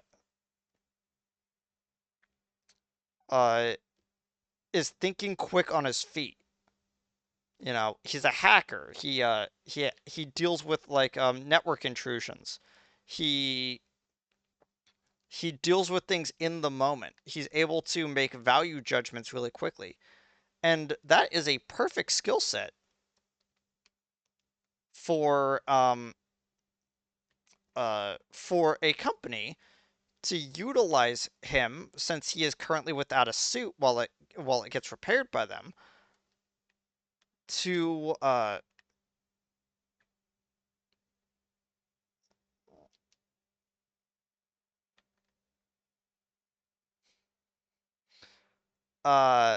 yeah to be utilized by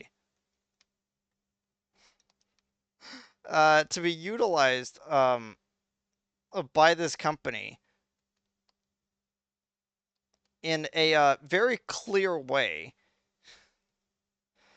that your level of intelligence is actually perfectly suited for being someone who can tactically deploy people the right person for the right job. And of course the main character kind of takes them up on that offer. So with the team of not even like B or C list, we're talking about Z tier hero villains turned heroes. And and complete failures of human beings to uh uh to be utilized in battle. And he's able to do it. He is definitely able to take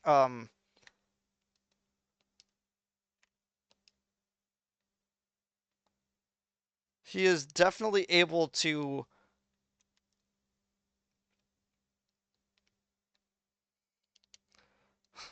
he is definitely able to take situations and use them to his benefit. And originally, the game was not going to be my like game of the year. Again, I had it for a while as Expedition 33, like a lot of other people. But then the finale hit. The finale hits, and the main villain loses his giant mech robot due to the power of friendship. Like literally, teamwork saved the day on this one.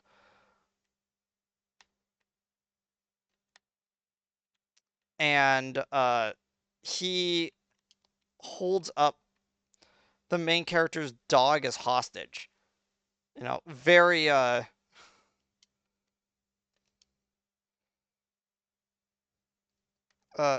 cool of him.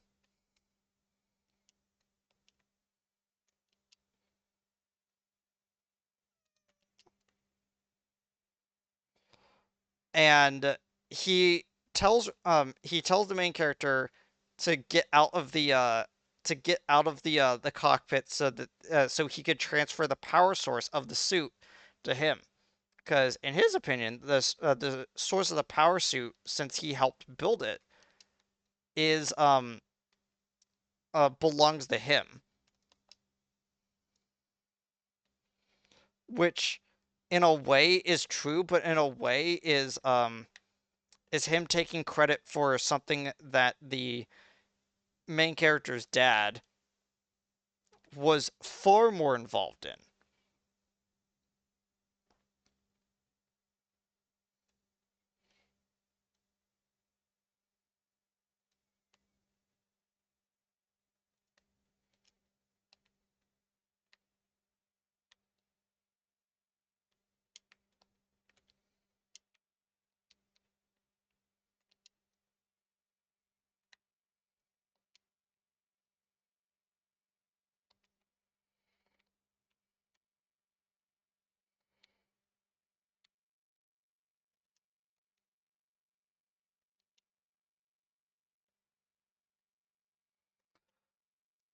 And one of okay.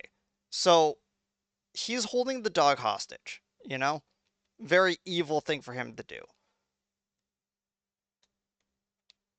And the main character steps out of the suit and he presents to him the power source for the whole suit. And the main villain tells him to don't even think about giving him the fake prototype that he still had around because that's clearly something that they were doing and he has predicted that. Upon looking at the prototype, though, the main character gets another plan. And this is the option that I personally pick every single time because it is the much better option.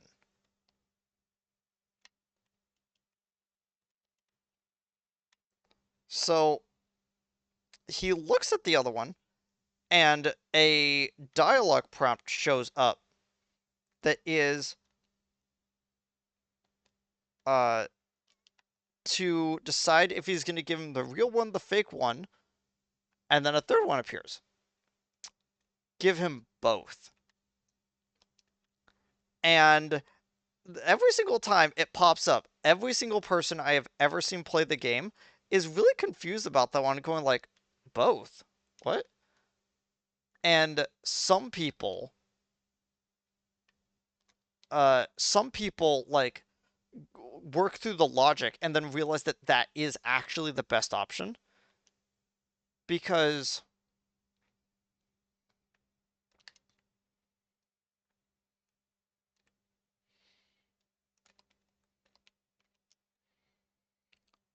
is that he walks up to the main villain, he goes over, he holds his hand out to receive his dog back, and and as they are exchanging it out, he drops the real one in, and then he drops a second one in as well. And the main villain looks at both of that. It gets really confused as to what he just did, and he very like succinctly says, "I can't outthink you." It's like I was never like the like smart person my dad was. What I can do though is I can force you into a checkmate by basically giving you a coin flip that you cannot that it cannot be worth it to like to get wrong.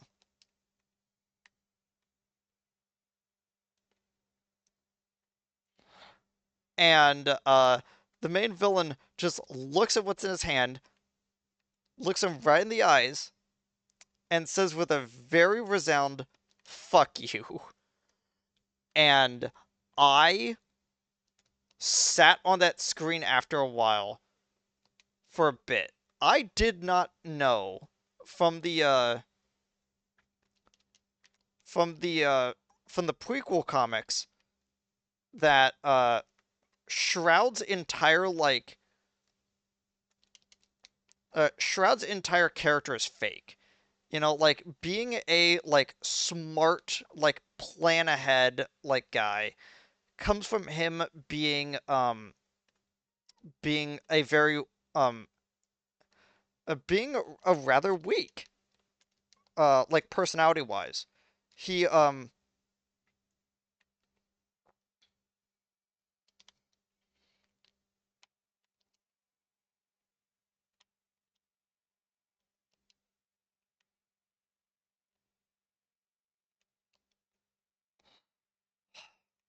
and there is something so beautiful about watching a character who is fast on his feet but not book smart fool a character who is book smart but is prone to being very like panicky.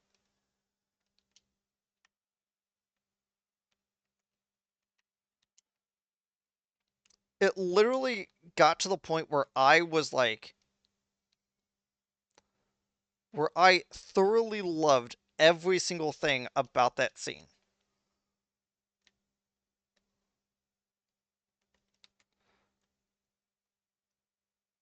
I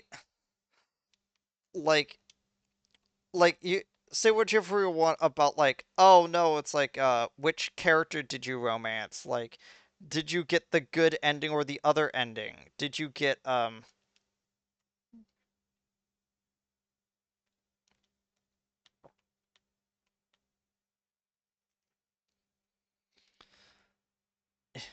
it's like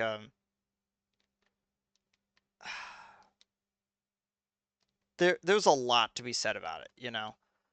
And I think that that scene encapsulates everything I love about the game. Like the comedy is pretty great. Yeah, the characters are also pretty fantastic.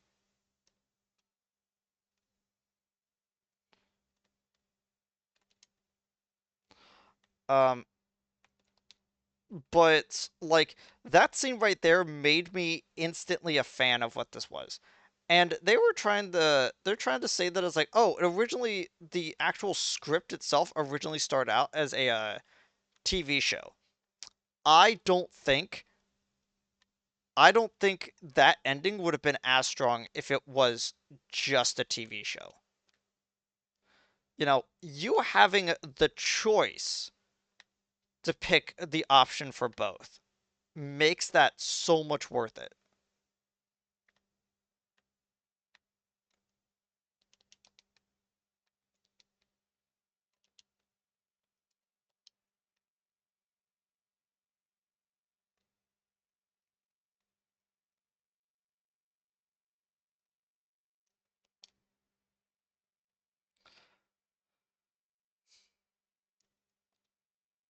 Like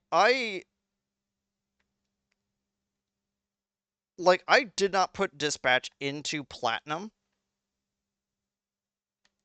uh for one reason and one reason only. I feel like that the game feels mildly incomplete without like an eternal mode. And the game has a little bit too much of a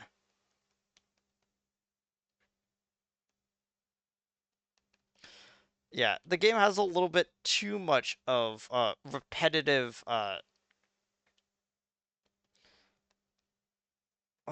not repetitive. What's the correct word? Um the game has a bit too many uh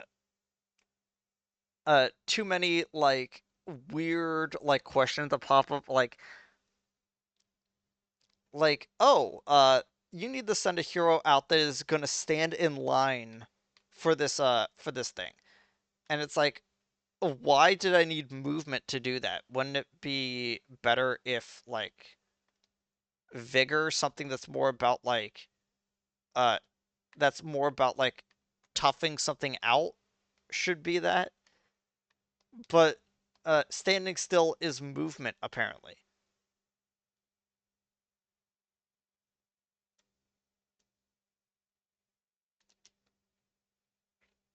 And I think that's like some of the like weaker aspects about it. Some of the weaker aspects about the game is that some of the wording is a bit off. When it comes to all that. Um, the fact that there aren't more romance options. Not even like oh, I would have preferred this girl. Like it would have been really funny if there was like a hidden one where it's like, I reject both girls. As a gag, the bromance you have with the mechanic guy turns into like an actual romance if you somehow get like 0 points in both girls, like in like what sometimes happens in games where it's like, oh, we have a hidden romance option for when you decide to do anything.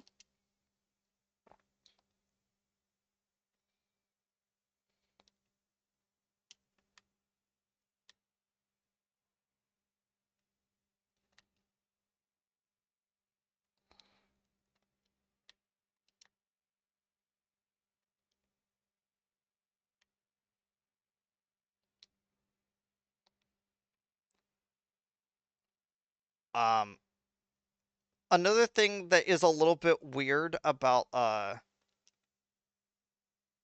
Dispatch, and this is just because of the manner in which it was written. I feel like you could definitely tell which options were put in because the developer realized that you would want to make a decision here, but they didn't really want to invest any time into it. So there are some moments where it's like Why did you pick that option?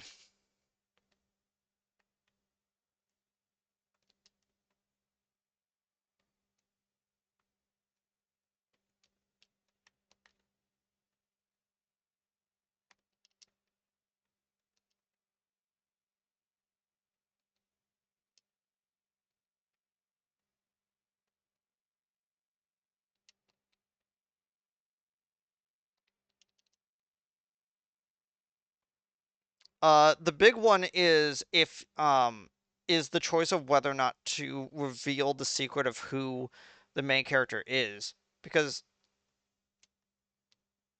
it's like there is a good question of like, well, there's someone on the team that might hate me because of one reason or another, and I don't want to get that like in get it, have that get in the way of a productive work environment. Oh, stuff like that. Where it's just like, oh yeah, I'm not going to tell them. Uh, the I'm not going to tell them option is fundamentally more lame, and you could definitely tell that it was something that they didn't really plan for. You know,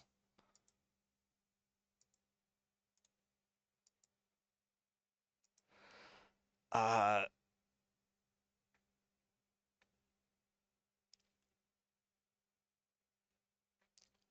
KO, Avatar Legends, at least the beta for it. The Marvel Fan Revolution. Okay, so to kind of explain what this was, and I'm gonna put it at the top of silver right now. I might be convinced to move it up a little bit if I think about it too hard. Um, the Marvel Fan Revolution is two projects that they were talking about where multiple groups came together to fix several several Marvel fighting games to be better games overall. And you definitely can feel that there is a lot of like love and passion into something like that just by not really the way they talk about it, but definitely with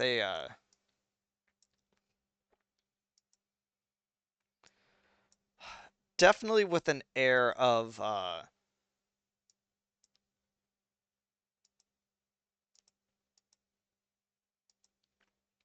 a bit of an air of like we really wish that that the games that we enjoyed were better. And I think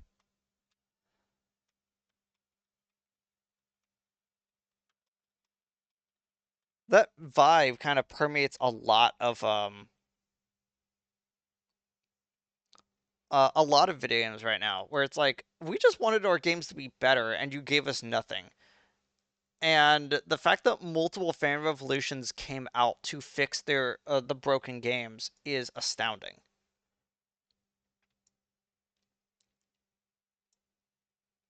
Believe it or not, even though I have I need to not only watch but also put new Pan in stocking on my list at some point. Absalom, uh, fantastic game. I need to play more of it. I'm gonna just slot it in right there for now because I think it's below Silksong. Silent Hill F I have not played, but I know a lot about it. Ninja Gaiden Ragebound. I don't want to play, and I have heard a lot about it. All you need is kill. Uh, Edge of Tomorrow, aka All You Need Is Kill, is a great series. I still kind of wish it was a little bit better, but at the same time, it's exactly what it says on the tin when it comes to that kind of stuff. And the Naked Gun film. Yep. Okay, so a little bit less time, but I also spent a little bit more of it just being a little bit silent. Sorry about that. My tiredness has finally caught up with me, which is not good considering that I have to go to work in a bit. Uh, but yeah, this has been year two. I uh do I switch back over to Minecraft to put these onto it here? I in the same video? Nah, it's gonna be a separate thing again, like I did the other time.